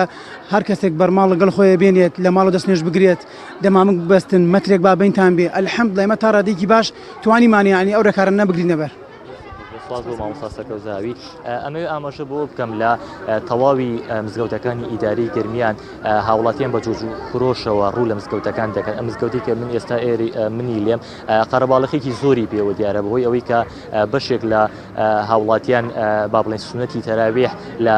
دوای نوێژی عیشا و ئەنجام نادەن و دەیخەنە کاتەکانی درەنگانی شەوە بە مفتی زیندووکردنەوەی شەوانی لەیلەتول قەدر و لە تەواوی مزگەوتەکانی ئەم دەڤەرەدا دەڤەری گەرمیان قەرەباڵغێکی زۆر بە مزگەوتەکان و دیارە بەگرتنەبەری ڕێکارەکانی خۆپارێزی لە ڤایرۆسی کۆرۆنا ئەمە هەواڵەکانی لای من بوو دەگەڕێمەوە لای ئێوە. هاوار محەممەد لە کەلارۆ لەگەڵمانەوە بڵیازان دەچینە پارێزگای سلێمانی ڕامیا ڕوسمان وەردەگرین کە لە مزگەوتێکی شاری سلێمانیە بزانین لەوێ چۆن عیبادەتەکان بەڕێوە دەچێت. ڕامیا سڵای خوا لەبێت و فەرموو بزانین بەڕێستان لەکوێن. ئەم شۆ ڕامێر لە مزگەوتایە لە لای خواردن و چواردۆری خواردن نییە بۆیە جەوەکەی ئیمانیە و هەنێ قسەی ئیمانیمان بۆ بکە ڕامێر جان جەوی ئەو مزگەوتەمان بۆ بگوازەرەوە.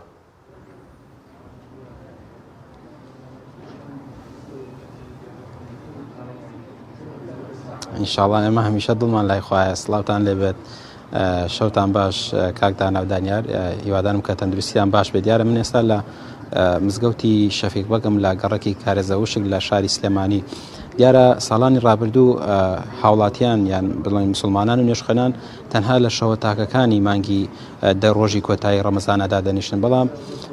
ئێستا ماوەی چەند ساڵێکە ئەم نەریتە گۆڕاوە هەر دە ڕۆژەکەی کۆتایی مانگی ڕەمەزان هاوڵاتیان و نوێژخەنان لە مزگەوتەکاندا دەنیشن بۆ زیندوڕاگرتنی شەوانی قەدر چونکە مامۆستانی ئاینیش ینی بەباش ێزانن هەردە شەوەکەی کۆتایی ئەو کەسانی کە لە توانایانە هەیە ینی نوێژی سنەتی ینی شەو نوێژ و هەروەها شەوی قەدر لە مزگەوتەکان زیندوو ڕابگرن چونکە خۆیان دەڵێن خێرەکەی زیاترە بەم جۆرە و ئەمەی کە ئەمڕۆ من لە مزگەوتەی شەفیق بەگم هاتووم کە مامۆستا ئەحمەدی قامیشی لێیە جیاواز لە مزگەوتەکانی تر کۆمەڵێک بەرنامەی جوانی بۆ ئەو کەسانە داناوە کە دێنە نێو مزگەوتەکان بەتایبەت ینی وای بە هەموو ئەو کەسانە و تۆ کە دێنە ژوورەوە جزئێکی قورئان داناوە کە شەوانە دەبێت لە کاتژمێر 12ەوە ئەم جزئی قورئانە تەواو بکەن لەگەڵ کۆمەڵە بەرنامەی ترا من ئێستا دەچمە لای خۆی بۆی کە زانیاری لە خۆی وەربگرە مامۆستا ئەحمەدی قامیشی لێرەیە ئەگەر مامۆستا جەناب تەشریف بێنیتە ئێرە ئەو بەرنامەمان بۆ ڕوون بکەیتەوە کە بۆ ئەم کەسانی دانی کە شەوان دێنێرە. مامۆستا سڵاوی خوا لێبێت زۆر سپاس بۆ جەنابێت سپاس دەکەم. بەرنامەیەکی جیاوازە هەیە بۆ ئەم کەسانی کە دێنە مزگەوت بەرنامەکەتان چۆنە چۆن شەوانی قەدر زیندوو ڕاگرن و ینی خێر و گەورەی شەوانی قەدر بەتایبەتی لە دە ڕۆژی مانگی کۆتاییە چۆنە جیاواز لە ڕۆژەکانی تری مانگی ڕەمەزان.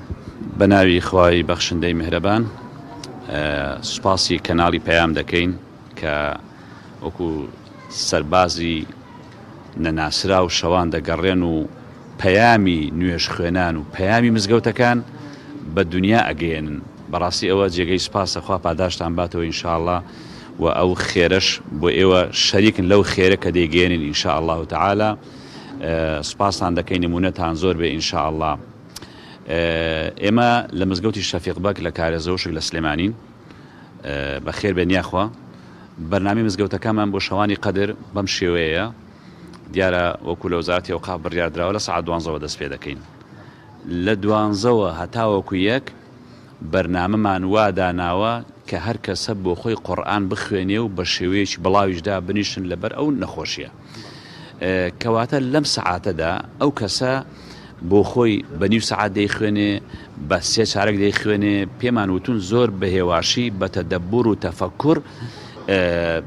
هەر کەسە لە سووسێکەوە دابنیشێ قورئانی خۆی بخوێنێ. ئەمە ئەوەمان تێپەڕاندووە کە جاران هەندێک شوێن دادەنیشن بە تەسجیل و وەکو بڵێ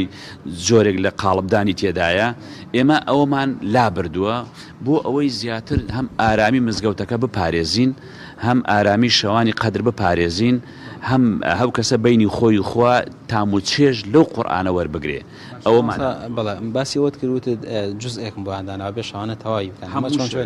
هەموو شەوێت ئەوەی قورئان خوێنە. ئەگەر خۆ جوزێک ئاسانە ئەوگە قورآن خوێنێکی ماهر بێت نیو سعات سێ چارەك ئەوەی کە کەش یعنی هیچ ناگاتە سعاتێک بەڵام دیارەکە چارەکێکی دەمێنیان 20 دقیقە دەمێنێت لەو ماوەیدا زیاتر بۆ خۆی دەپاڕێتەوە بیر دەکاتەوە چونکە بەڕاستی قورآن خوێن بە پەلە خوێندنەوە ئەو تاموچێژەی نییە ئەگەر بە تەدەبورەوە بێ بە تەفەکوورەوە بێ بە تێڕامانەوە بێ تاموچێژی زیاترە بێگومان جا لەبەرەوە ئێمە لێرە سعات 12 بۆ یەک دامان ناوە بۆ قورآن خوێندن هەر کەسە بۆ خۆی بەڵام هەر کەسە بۆ خۆی بەتەنیا نەک بڵێ بە تەسجیل و هەموو پێکەوە و جۆرە سەپانێکی تیا بێت و ئێمە ئەومان لابردووە بۆ ئەوەی تاموچێژی زیاتر وەربگرن لە ئەمە سعاتێک لە سعات 2 هەموو شێوە و تارێکی کورتمان هەیە چارەجێک نایکەین بە وتار زۆری وتار و ئەم هەموو وتارە و چارەجێک تا 20 دقیقە هەموو شەویەک نوێژەکان کەی تەواوکەن کاشمەکەی لە بینی قورآن خوێندنەکە طبعا شەو نوێژێکمان هەیە یان دوو شەو نوێژ دوو ڕکعات یعنی بە جەماعی ئەگەر قورآنمان تەواو کرد ئەوە وەکو شەحن و جەم و جۆڵێک دوو ڕکعات شەو نوێژ دەکەین پێکەوە یان جاری وا 4 ڕکعات دەکەین کە ئەومان تەواو کرد ئەو جار ئەگەر خورمایەک خواردنێک شیرینی هەبوو بۆیان دابەش دەکرێت بە سەریاندا پاشان وتارێکی چارەگە سەعاتی هەتا ئەوە دەکەین دەبێتە سعات 2 تا 2 چارەک سێوەترەکان بە جەماعی دەکەین ئینشاءالله دوایە بۆ 2:30 خەڵکەکەی ئیزن دەدەینەوە بۆ ئەوە بچن پاشێو بکەن بەو شێوەیە شەوانی قەدر بەڕێ دەکەین لە جەوێکی ئیمانی لە کەشێکی ئارامدا گرنگەوەی ئێمە پێیان دەڵێن لە مانەوەمان لە مزگەوتە بە ئارامی بێ بە بێدەنجی بێ پاک و خاوێنی مزگەوتەکان بپارێزن و ڕێنمایەکان جێبەجێ بکەن و پاشانیش پێیان دەڵێن وریابن. زۆر سپاس بۆ پامێرمان ڕامیا ڕوسمان لە پارێزگای سلێمانیەوە لەگەڵمان هەبووی چینە پارێزگای هەڵەبجە سامان فەتاح وەردەگرین سامان سڵاوی خوارد لێبێت. سڵاوتان لێبێ کاک دانیار سڵاو لە بینەرانی کەناڵی ئاسمانی پێیان بێت. کاک سامان وابزانام لە مزگەوتی نووری تۆ لە هەڵەبجە دەمانەوێت جەوی ئیمانی مزگەوتی نور و تەواوی پارێزگای هەڵەبجەمان بۆ بگوازیتەوە پرسیارێکیش کە دەمێ ڕامیار و هاوار ئاماژیان پێ نەکرد خوشکان ئەفرەتان بەشدارن لە دانیشتەکان و زیندووکردنەوەی شەوانی قەدر لە هەڵەبجە یان نا؟ بەڵێ کاک دانا سڵاوتان لێبێ دیارە من ئێستا وەک خۆ دوتت من لە مزگەوتی نورم مسلمانان لێرە شەوانی قەدر زیندوو دەکەنەوە لە بەشی زۆری مزگەوتەکانی پارێزگای هەڵەبجە شەوانی قەدر بەرز ڕادەگیرێەوە بە تاعەت و نوێژ شەو نوێژ و نزا و پاڕانەوەکانیان و بە ختمی قورئان ئێستا وەک لە پشتی منەوە دەبینن مسلمانانی مزگەوتی نور لێرە ختمی قورئان دەکەن دیارە بەشێکی زۆری لە مزگەوتەکان ختمی قورئانیان خستووەتە ئەم کاتەی شەو وەک خۆش داماژت پێکرد هاوشانی برایان خوشکانج لە بەشێکی زۆری مزگەوتەکان شەوانی قەدر زیندوو دەکەنەوە من ئێستا چەند قولێکێک لەگەڵ مامۆستا سەی عوسمان پێشنوێژ و تارخوێنی مزگەوتی نور قسەیەکە مامۆستا ئەگەر بێتە ئێرەوە سوپاس دەکەم چۆن مامۆستا شەوانی قەدر زیندووەکەنەوە. بەخێرهاتنتانەکەین ئێمە الحەمدولیلا سوپاسی خواکەین کە ئەم ساڵیش تەمەنی پێبەخشین لە خزمەت مانگی پیرۆزی ڕەمەزان وەگەشتین بە خزمەت شەوانی پیرۆزی قەدر ئەم شەو بەڕێستان کە لێرەن شەوی 22 ڕەمەزانە و الحەمدولیلا مزگەوتی نور ژمارەیەکی زۆر لە مسلمانان لە خوشکان و دایکانیش لە سەرەوەن لە مزگەوت لێرەش لایەن لە حەوشەی مزگەوت ئامادە ئەبن تا بەرەبەیان لێرە بۆ زیندووکردنەوەی شەوانی پیرۆزی قەدر ئێمە لە خزمەت قورئانی پیرۆزە ئابین چونکە لەم شەوە پیرۆزانە قورئان نازڵ بوو بۆ سەر دڵی پێغەمبەر صلی الله عليه وسلم مانگی ڕەمەزانیش خۆی ناونراوە شەهر القورئان و دوای ئەم ختمی قورئانە ئەچینە خزمەت شەو نوێژ سەڵات و تەهەجود لێرە مسلمانان بە کوڵ دوعا ئەکەن لە شەو نوێژە بۆ ئەوەی کەوا خوای گەورە تەمەنیان پڕخێرکە و گەردنیان لە ئاگری دۆزەق ڕزگارکە چونکە ئەوەی ئێمە بەڕاستی ئەم ئاینە پاکە ئەم شەریعەتە پاکە کە خوای گەورە ڕێنمونی کردوین باشترین ئاین و باشترین دینێک کە ئێمە لە دنیا و قیامەتا پێی سەربەرز بین ئیسلامە. گەرم و گوڕی برایان ئەبێنم سپاس بە خوای گەورە کە شەوانی قەدر زیندوو دەکەنەوە بەڵام خوشکان و دایکان چی ئەوانیش بەشداری یەکەن و شەوانی قەدر زیندووەکەنەوە. هەموو ساڵێک ئێمە الحەمدوللا لێرە دایکان و خوشکانی ژەوەتان ئەگەر لە سەربانی مزگەوتن هەتا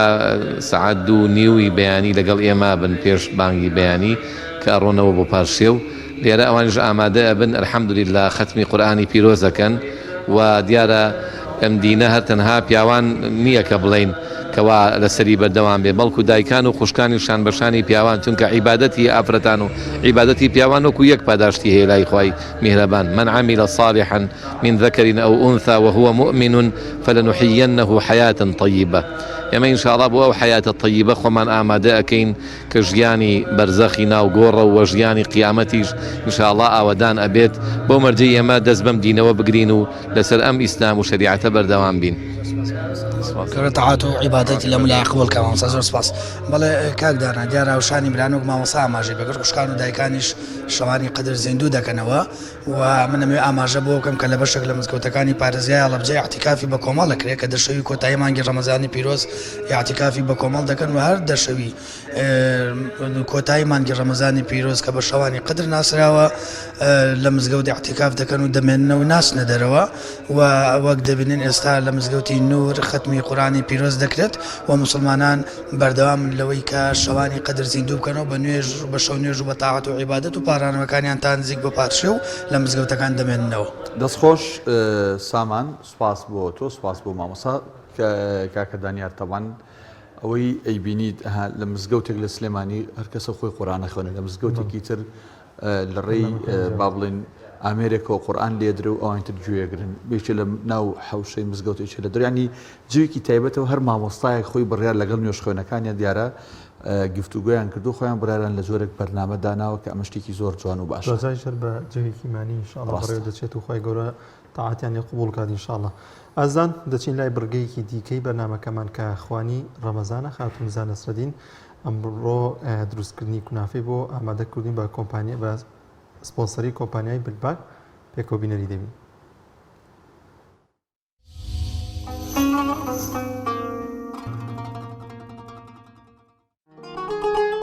خوانی ڕەمەزان بە سپۆنسەری بەرهەمەکانی بلباک.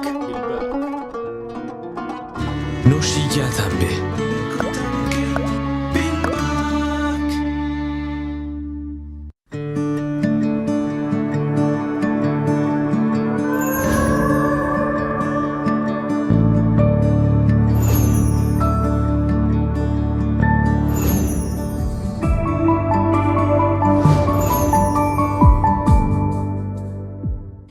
تەنها بەناوی خوای گەورە و میهرەبان سپاسدایش بە خوای گەورەکەم شەوش دەرفەتی پێیان لە خزمەتان هەبم بۆ پێشکەشکردنی جۆرێکی تر لە شیرینی ئەوش ئامادەکردنی شیرینی کونافەیە بە شاری پاکستانی. پێکاتەکانی ئەڵێم پێشتر ئامادەم کردووە شاری کونافەکە لە بەرۆی مەکاتی بەرنامەکەم کەمە ئامادەم کردووە شاری پاکستانی کە لە زۆربەی مارکێتەکاندا دەست دەکەوێت کەمێ گوردیەکەی لەگەڵ زبدە یاخود کەرێ توانێت کەری کورتیش بەکاربێنین تاموبوونی خۆشترە گوێز و بادەمی هاڕاو تێکەڵم کردووە جوان کەمێک سوورم کردوتەوە ئەوەی لێ دروست بووە ئەتوانی زیاتر تۆ سووری کەیتەوە لەگەڵ ئەمە محەلەبەیەک دروست دەکەی کە پێکاتووە لە دوو کەوچێنی شاستە 4 کەوچک ئارد و تقریبا دوو پەرداخێک شیری تاڕ خۆ ئەگەر شیرەکە شر و شک بوو توانی پەرداخێک شیر لەگەڵ پەرداخێک ئەو تێکەڵ بکەیان خودت پەرداخۆنیوەک ئەو و من یەک خامشم بەکارهێناوە تۆ ئەتوانی کرێمی ئامادە هەیە ئەو کرێمی ئامادە بەکاربهێنی تەواوی پێکاتەکان تێکەڵەکەین لەسەر ئاگرێک ئامادە یەکەم تاوەکو جۆرێک لە محەلەبی دروست دەبێت.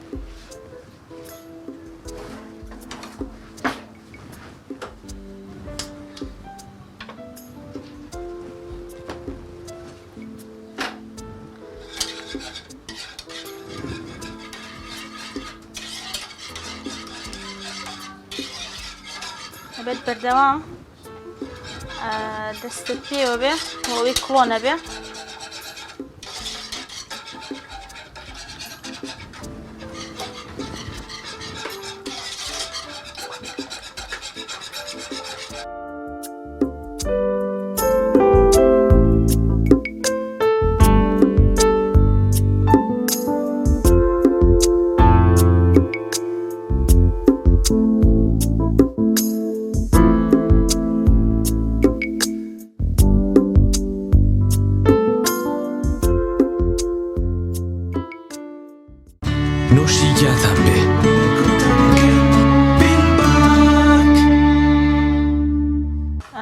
خۆشەویستان ئێستا من حەلەبەکەی شما ئامادەیە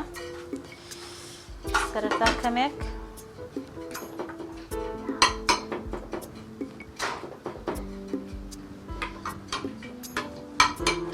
زۆر ئاسانە ئەمی شەکر هەیە لە پێکاتنیە بەڵام کەمترین شەکری تایە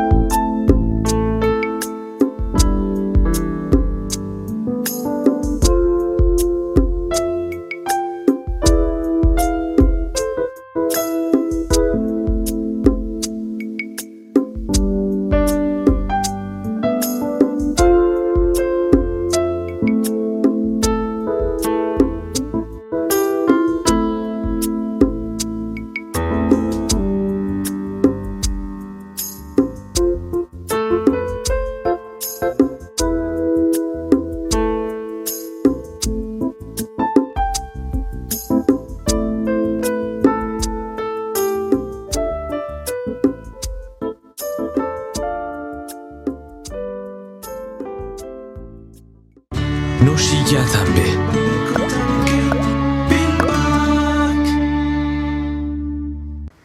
بەڵێ خۆشەویستان وەک بینیتان کونافەکەمان ئامادە بۆ مەجۆرێکی کێ لە کونافە بە هەویری کونافە نەمان کردووە بە شعری پاکستانی کردومانە جارێکی کە پێکاتەکان ئەڵێمەوە بۆم حەلەبیەکەی کوپێک شیرمان هەبوو لەگەڵ کوپێک شەکر دوو کەوچک نیشاستە 4 کەوچک ئارد هەر هەمووی تێکەڵەکەین لەگەڵ خامەیەکە هەمووی تێکەڵ ئەەکەیت لە سەر ئاگرێکی هێواش چاوەڕێیەکەی تقریبان 10 دقەیەک تا چارێکێک تا جوان حەلەبێکی خستی جوانمان بۆ دروست دەبێت و بۆ دروستکردنی شعریەکەی پاکەتێک شعری پاکستانیم هەیە لە ناو زبدە یاخود کەرێ تۆتانی کەرەی کوردیش بەکاربێنی زۆر تام و بۆنی خۆشە لەگەڵ گوێزی هاڕاو و فستەقی هاڕاو جوان تێکەڵم کردووە کەمێک سوورم کردوەوە لەسەر ئاگر ئەوەی لە دەرچووکە لە بەرچاوتانە بینەرانی ئازیز سپاسداش بەخوای گەورە کە ئەم شەویشتوانم لە خزمەتانە بم بۆ پێشکەشکردنی جۆرێکی تر لە شیرینی داواکارم لە خوای پەروەردگار نوێژ و ڕۆژ و تاعەتی هەموو لایەکمان قبوڵ بکە سفرە و خوانی هەمووان ڕازاوە بێم تا بەرنامەیەکی تر بە خوای گەورە میهرەبانتان ئەسپێرم خواتان لەگەڵ ماڵتانەوە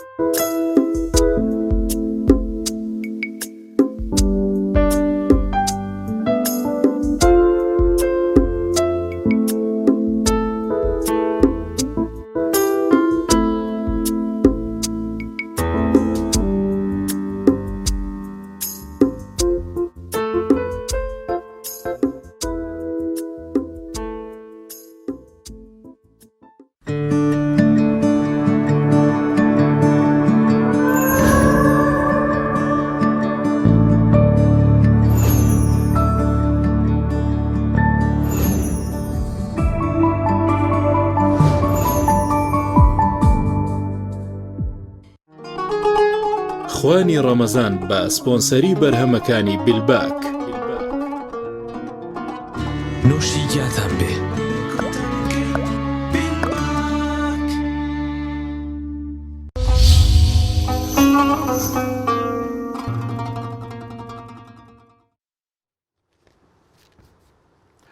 بەڵە بەڕێزان دەچینەوە لای پەیوەندی تەلەفۆنیەکانی ئێوە پرسیاری ئەم جارەمان پرسیارێکی ئاسانە ئەمەوێ کاکدانیار بۆ ئێوەی بینەری ئازیز و خۆشەویستی ئاشکرا بکات بەڵازان کورتترین سوورەتی قورئانی پیرۆز ناوی چییە؟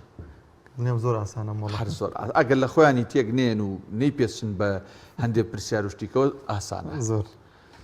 کورتترین مەبەستان چییە و چۆن و وەکوت مەبەستان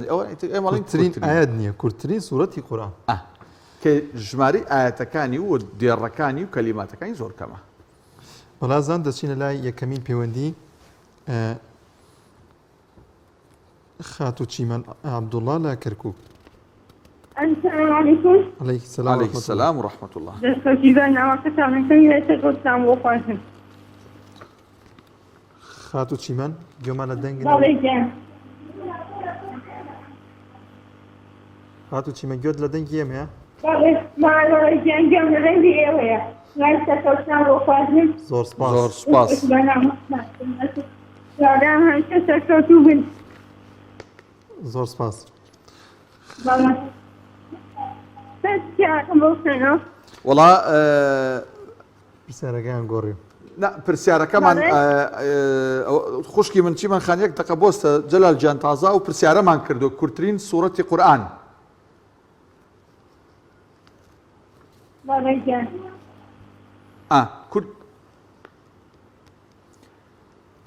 پرسیارەکە گۆڕەوە کاک دانا دەکەین بەوە کام پێغەمبەرێک بووە کە سەلامی خوای لێبێت پیشەی درومانی بووە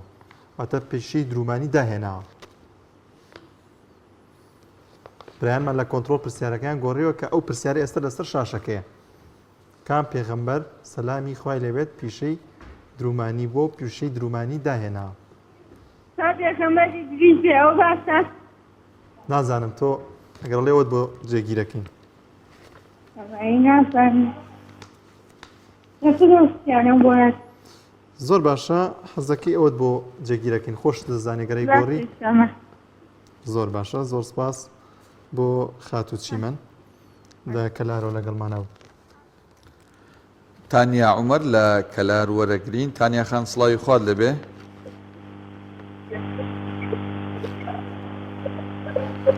السلام عليكم. عليك السلام ورحمة الله. باشی خوشکی من.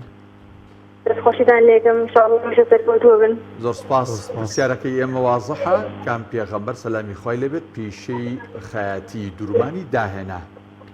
وڵات لەگەڵ دڵم خۆش بوو سەیری پرسیارەکەی پێشوم کرد ئەو پرسیاریان زۆر ئاسان بوو. وەڵی جا ئێمە لە قۆڵی ئستۆدیۆ ئەم پرسیارەمان ئەوە کرده بوو دوای برانی قۆڵی کۆنتڕۆڵ گۆڕیان بوو پرسیارە. ئەمەش زۆر ئەڵێم پێغەمبەر ئیدریس دەستەکەی هاوکاریم کرد. پێغەمبەر ئیدریس لە باش خراپ نییە وەڵامەکە تقریبان خراپ نییە مەی گۆڕە. سەکانتان خۆش بێت ئینشاءالله سەرکەوتوو. خوا لەگەڵ بێت سەرچاو. زۆر سپاس. خوا لەگەڵ بێت. ئاریان وەردەگرین لە پێنجێن. سەرچاو کاگەرێن گیان تۆ باشیت؟ دەخوازم دەستۆش شارەکەتانی. زۆر سپاس. نەڵێم پێغەمبەر ئیبراهیم. پێغەمبەر ئیبراهیم دڵنیایت؟ وەڵڵی نەوەڵای دڵنیان بەس باشە بە بۆنی شەوی قەدرەوە هاوکاریەک دەکەین. بیگۆڕە بیگۆڕە. ئەیکەم بە ئیدریس. ئەیکەی بە؟ ئەتر من نازانم ئەمان ئێمە ئیدریسە بۆ نووسین. باشە دەستان خۆش بە سەرکەوتوو بن. زۆر سپاس. دەچین لای پەیوەندیەکی دیکە. چیمەنی ژەر ئیدریسی وت؟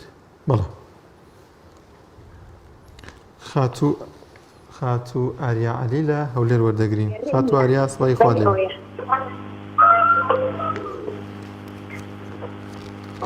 ئاریا خان.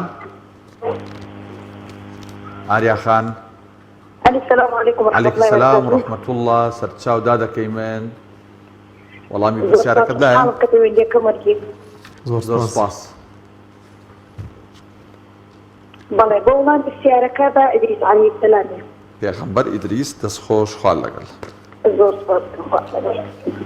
هاوار عەبدوڵڵا لە چەمچەماڵ وەردەگرین. السلام عليكم. عليك السلام ورحمة الله. خاتو هاوار.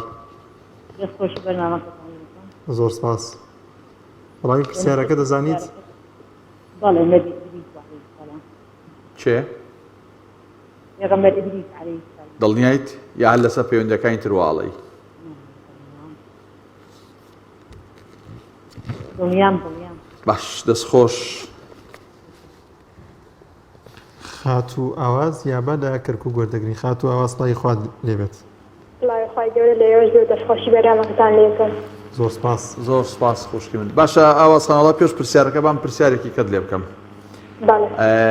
زۆر بینەر و خۆشەویستن کە نامانێرن تەلەفۆنەکەن دوای بەرنمەکەیان نامە بۆ خۆمان نێرن کاڵە 100 جار پەیوەندیمان کلۆر نەگیراوە زۆر شەو جەنابەت پەیوەندیەکەی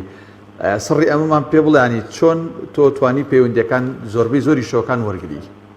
بەڵێ زانیاریم لەسەر هەیە کە زۆربەی کات بۆ بەرنامەکان بۆ ڕادیۆکان ئاینەکان کردومە زانیاری لەسەر لەگەت قەپاتکردنی ئەو کەسە لێ دەیتر ئینشەڵا بۆ دۆرەجیرێ بۆی کەواین تر بزانن کە چۆن وەرەگری باوچین لای پرسیارەکە وەڵام پێغەمبەر ئیدریس سەلامی خوای لێبێت زۆر باشە خاتوو سەرچاو ئاوەسخان چێکەمان لەگەڵایە کاک زوێر خاتوو تافگە عومەر لە کەلار سڵای خوا لەبێت خاتوو تافگە تاعات و ڕۆژتان قبول بێت زۆر سپاس سەلامەت بی وەڵامی پرسیارەکە دەزانیت والله ئینشاءالله بە ئیدریس بێ عەلەیهی سەلام زۆر باشە وەڵامت بۆ جێگیرەکەین سپاس بۆ خاتوو تافگە لە کەلارەوە دەستخۆش چاوان یادگار لە سلێمانی فەرموو چاوان خان بەڵێ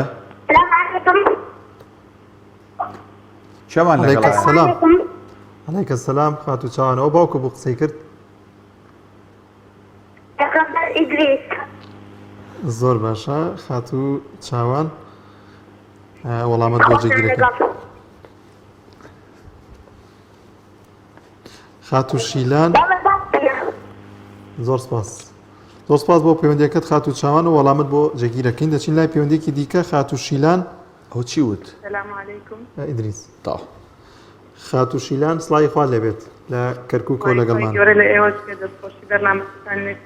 زۆر سپاس وەڵامی پرسیارەکەت لایە خاتون دەڵێ بێگومان من بە یەکەم پەیوەندیم گوت پێغەمبەر ئیدریس عەلەیهی سەلام باشە دەستخۆش سپاس بۆ پەیوەندیەکەت ئێوەش خۆش بێت سپاس سەر چاوان بەڵێ پرسیارەکەمان ئاسانە کام پێغەمبەر سەلامی خوای لەسەر بێت پیشەی خەیاتی درومانی داهێنا دەچینە سۆران سۆزان خەلیل سۆران وەردەگرین سڵای خوا لەبێ خاتوو سۆزان ئەلو سەلام عەلەیکم عەلەیکم سەلام وەڕەحمەتوڵڵاه چۆن باشن زۆر سپاس تۆ باشیت باش الحەمدولله دەستخۆشی بەرنامەکانی دەکەم زۆر سپاس دەستخۆش بۆ تۆش کە پەیوەندی و کرد زۆزان خەلیل نا زۆزان سەلیم سەلیم بەڵێ زۆر سپاس بۆ خاتوو سۆزان وەڵامەکەت چییە خاتوو سۆزان با حەزرەتی ئیدریس بیتن عەلەیهی سەڵات وەسەلام پێغەمبەر ئیدریس بێ زۆر باشە وەڵامەت بۆ جێگیر دەکەین کاتێکی خۆشمان دەستخۆش خوا لەگەڵ کاتێکی خۆش بۆ تۆش سۆزان سەلیم بوو سەلیم چێ لە سلێمانی لۆنا تۆفێق لە سلێمانیەوە لەگەڵمانە خاتوو لە سڵای خوا لێبێ خوشکی من عەزت نەبێ سەوت هەڵبڕی ئەگەر ئەرێک نەبێ زۆر سپاس سپاسانەکەم بۆ وەڵامی پرسیارەکە با پێغەمبەر ئیدریس پێغەمبەر ئیدریس باشە دەستخۆش ئەچینە هەولێر پەیمان محەممەد لە هەولێر پەیمان خەم سڵای خوات لێبێ سلام عەلەیکم عەلەیکم سەلام وەڕەحمەتوڵڵاه خوای بەتاعەت ئەمانەتان قبول بکە ئینشاءالله ئامین ئەسماعیل لەگەڵ جەنابەت ئینشاءالله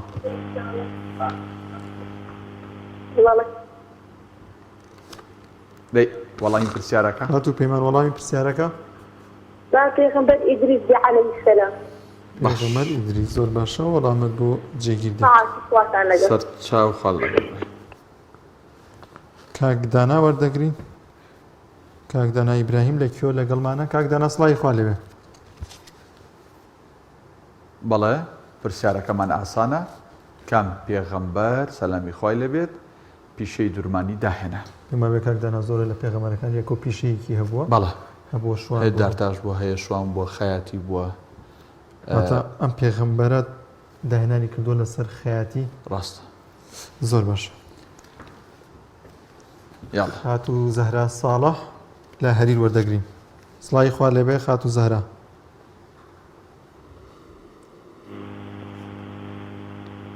زەهرە خان بەڵێ سڵای خوات لێبێ خات عەلەیکی سەلام سەلام عەلەیکم عەلەیکی سەلام و ڕەحمەت الله دوستۆ شێوزە نامەزوانێک زانەتان بێکەن هیوادارم بەردەوام بن زۆر سپاس زۆر خوشی سپاس بۆ وڵامی سارەکەش باڵی خەمبەری انگلیز بێت باشە دەستخۆش خال لەگەڵ بێ هیوادارین ئاوەکە پەیوەندیەکەن یەکسەر دوای سڵاوەکە بە کورتی وەڵامەکەمان پێ بڵن بۆی زۆرترین پەیوەندی داخڵ بکەین چینە بازام سلێمانی نیگار جەمال لە سلێمانی نیگار جەلال لە سلێمانی خاتو نیگا پێم وابێ پەیوەندەکەی پسراوە زان پەیوەندێکی دیکە وەردەگرین دووبارە پرسیارەکە دەخوێنینەوە کام پێغەمبەر سەلامی خۆی لێبێت پیشەی درومانی داهێناوە واتە ناوی ئەو پێغەمبەرە سەلامی خۆی لێبێت چییەکە پیشەی درومانی داهێناوە باش ئەچینە لای پەیوەندێکی تر زەینەب عەلی حاجی ئاوا سەلام عەلەیکم هەمیشە ئاوا بێ حاجی ئاوا زۆر سپاس دەکەم تاشکات جانا زۆر سپاس دادەکەی من زەینەب خان وەڵامی پرسیارەکەت لایە بەڵێ با پێغەمبەری ئیدریس ئیدریس بەڵێ دەست خۆشحال لەگەڵ بێت بەڵێ ئۆکێ خاتوڤیان سالار لە پێنجێن وەردەگری سڵای خوا لەبێ خاتوڤیان باو لە ئێوەشدا بەڕێزەکەم باشن زۆر سپاس دەستخۆشی بەرنامەکەتان لێکم زۆر سپاس خاتوڤیان بۆ وەڵامی پرسیارەکە با پێغەمبەر ئیدریس بێت بە معلوماتەوە واڵەیە لەسەر پەیوەندەکانی تر وەڵی پیاوی تو کوشەکەم پێویستم خوشکەکە و پێویستی باش زۆر سەرچاو دادەکەم زۆر سپاس بۆ خاتوڤیان ئەگە خەڵاتەکەش دەرچێ دوایی بۆ خۆی بنای ئە بە خوشکەکەشی پێویستوە دوانێ ڕێکەوتم بڵێن بە شەریکی بە شەریکی هێگەر نەکرا بە شەریکی آخر شتێک بوو کە لەت نەکرێ سارا ساڵح لە هەولێر فەرموو سارا خان سەلام عەلەیکم عەلەیک سەلام و ڕەحمەت الله دادەکەی من بۆ وەڵامی پرسیارەکەت با سوورەتی یوسف بێت چی بێ؟ سوورەتی ئیدریس پێغەمبەر ئیدریس زۆر باش زانی تێ ینی حاڵی نەبووی لەوەی کە چ پرسیارێکمان کردووە ئەمانزانی کە ئەومانزانی و تۆ وا تێگەیشتی کە باسی سەرەکەی ڕابردوو سوورەت کورتەکە هاکەین ئێستا و پێغەمبەرە ئیدریسە لای جەنابەت زۆر باشە خاتو سارا وەڵامەت بۆ جێگەڵا خاتو سارا چاکێک یا بەڵێن خێرێک سەداقێکی بۆ نووسێ لە بەرەوەی کە پێکەنی نێخسە دڵی هەم ئێمە هەم باشە خاتو سارا نازانم لەسەر پەیوەندی ما بێت تۆ دوێنێ شەو ناوە دەرنەچوو لە تیر و پشکە نازانم خاتو سارایەک نای دەرچوو دوێنێ شەو نازانم ئەگەر ئەو بوو بێت چێ فەریدونمان لەگەڵایە لە ماریا فەریدون لە چەمچەماڵ بەڵێ سڵای خۆی گەورەتان لێبێت سڵای خوارد لەبێت خوشکی من بۆ وەڵامی پرسیارەکە با پێغەمبەر ئیدریس بێت بۆ پوریشم زۆر حەزەکا وەڵام بداتەوە ئەسمانێ بەڵێ پوریشم حەزەکا وەڵام پرسیارەکە بداتەوە پوریشە حەزەکا وەڵام باتۆ لە خزمەتیان فەرموو پوری گیان ناوی جەنابەت بەڵێ ئەمەل ئیسماعیلتان لەگەڵا سڵاوتان لێبێ سڵای خوا لەبێت چی ئیسماعیل ئەمەل ئیسماعیل ئەمەل خان بەڵێ با بۆ وەڵامی پرسیارەکەش پێغەمبەر ئیدریس بێت باشە ئەمەل خان پوری ماریا خان دەستخۆش سواز بۆ پەیوەندەکەت خاتو سیما نەوزاد لە هەولێر وەردەگرین خاتو سیما سڵای خوا لێوێ سڵای خوا لەوێ خاتو سیما ئەلو بەڵێ سیما گوێمان لە دەنگی تۆیە سڵای خوات لێبێت سڵای خۆتان لێبێت زۆر سپاس خاتو سیما با پێغەمبەر ئیدریس بجابەتێ وەڵامەکە پێغەمبەر ئیدریس زۆر باشە خاتو سیما وەڵام خۆش ئەچینە کەلار سارا عومەر وەرەگرین سارا خان سڵای خوات لەبێت سەلام عەلەیکم عەلەیکی سەلام عەلەیک سەلام و ڕەحمەت الله دادەکەی من دەنگ هەڵبڕە بۆ وەڵامی پرسیارەکەش سەڵا با پێغەمبەر ئیدریس بێت کێ بێ؟ پێغەمبەر ئیدریس پێغەمبەر ئیدریس عەلەیهی سەلام باش بەس عەفو ناوەکەم هەڵە نووسراوە بەڵێ ناوەکەوت چی؟ ناوەکەم هەڵە نووسراوە چی نووسراوە؟ ناوی خۆت پێمان بڵێیتەوە؟ تارا عومەر تارا؟ تارا عومەر بەڵێ تارا عوسمان؟ تارا عومەر تارا عومەر بەڵێ باشە دادەگیان دەست خۆش بێ تارا عومەر مختار عمر لا کەلار خات و پەخشان عمر لە سلێمانی وەردەگرین سڵای خوا لەبێ خات و پەخشان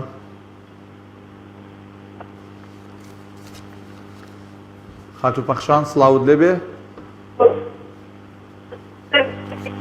پەیوەندەکەی تەواو نییە گەر شوێنەکەی نەگۆڕێ ناچارین بکەین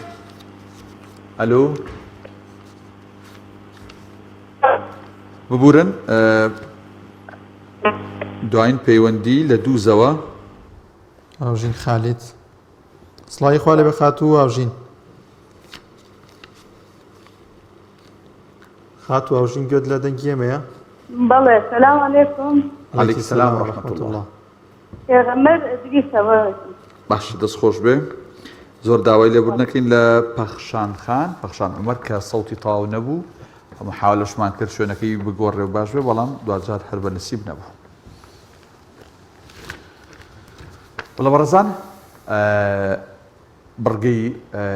دووهەمی وەرگرتنی پەیوەندیەکانی ئێوەش کە لەسەر ئەو پرسیارە بوو کام پێغەمبەر سەلامی خوای لێبێت پیشەی دوورومانی خەیاتی داهێناوە ژمارەی پەیوەندیمان وەرگرت بە سوپاسەوە وەڵامی زۆری نەتان لای ئێمە یادداش کراوە یا هەمووتان یادداش کراوە بۆ وەڵامی ڕاست یان ناڕاست پاشکەمێکی تر وەڵامەکان ئاشکراکەین بەڵازان ڤیتیەکمان هەیە کە بڕگەیەکە زۆربێک لە شەوەکانی بەرنامەی میهری ڕەمەزان ئەنجامی دەدەین کە پیشە و ڕەمەزانە ئەم ڕۆژ لەم بەرنمەیەماندا پیشەیەکی دیکەتان بۆ ئاشنا دەکەنەوەیش پیشەی پینەچیە لە پارێزگای هەڵەبجە پێکەوە بینەری دەبین.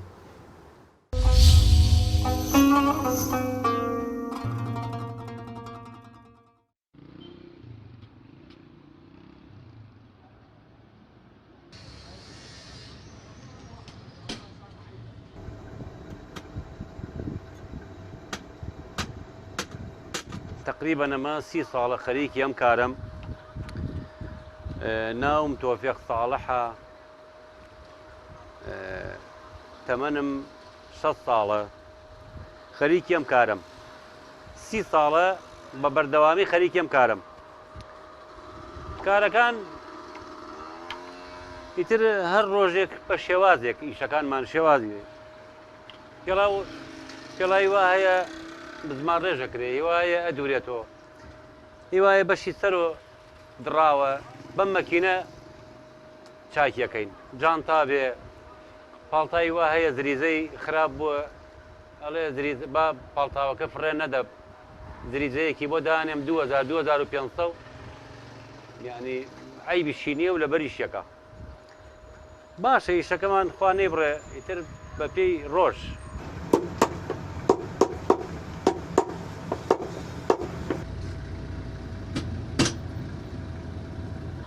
داوام دایرە و شتم نییە من ئیتر هەر بەردەوام لەسەر میشە بازار چۆڵە کەس نایە و دوایەوە ئینسان بە ڕۆژوو بوو ناتوانێت سعاتی تر دوای نوێژی عەسر سعات 4 بڵێن بۆ نمونە یەم دوکانەکەمەوە تا 6:30 لەوەلا ڕۆمە بۆ ماڵەوە بەس ڕۆژانی تر پێش ڕەمەزان سعات 8 دوکانەکەمەوە بۆ 12 ڕۆمە سعات 1:30 دووبارە یەمەوە تا 6:30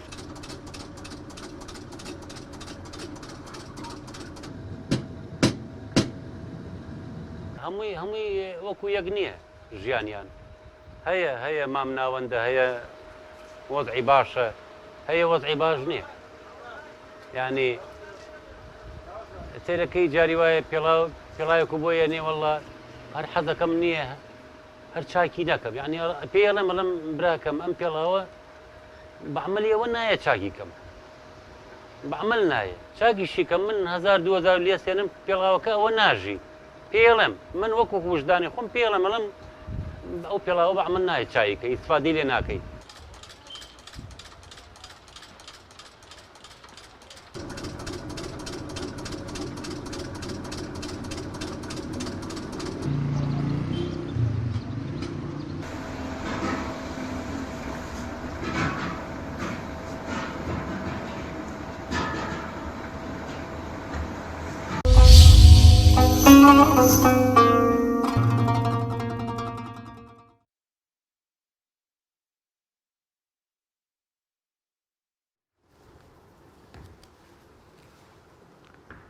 بەڵە بەڕێزان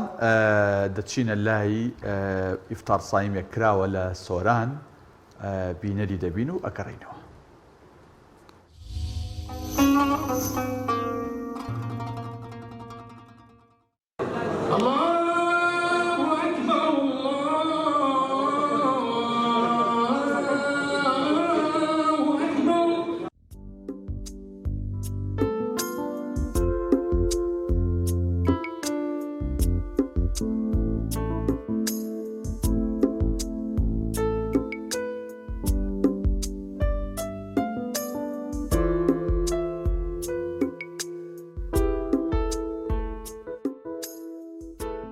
بەناوی خوا گەورە میهرەبان وەک مەڵبەندی هەشتی سۆرانی کۆمەڵی دادگەری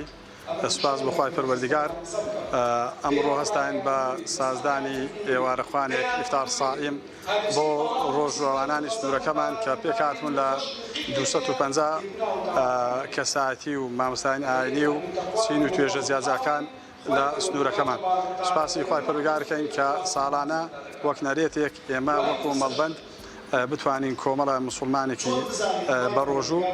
ئیفتار سائیمیان بۆ ئەنجام بدەین کە ئەوەش جێگای دەستخۆشی و ڕەزامەندی هەمولای بوو.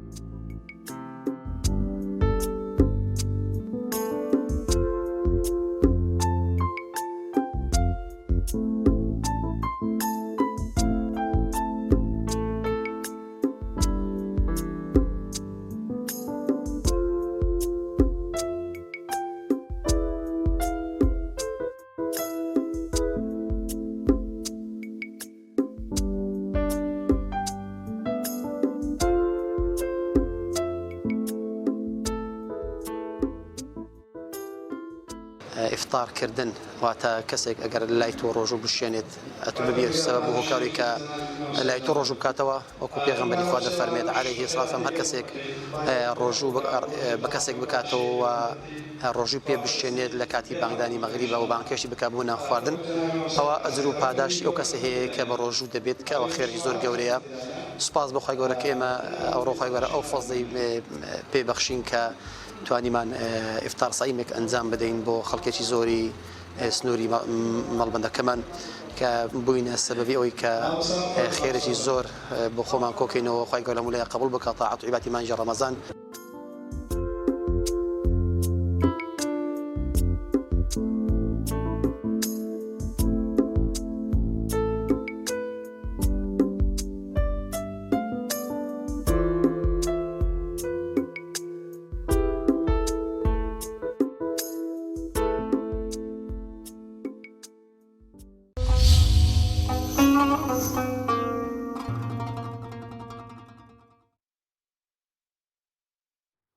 وڵازان ئاماژە دەکەین بە ئەو پرسیارانە وەڵام ڕاستەکەی دەڵێن لە پرسیار یەکەماندا لە بڕگەیەکەماندا بەکام سوورەتی قورئانی پیرۆز دەوترێت مەدەنی ئەو سوورەتانی لە دوای کۆچ داوەزین بەڵام مەرج نییە لە ناو مەدینە داوەزین واتە ئەو سوورەتانن کە لە ناو مەدینەیان نین بەڵام مەرج نییە لە دوای کۆچەوە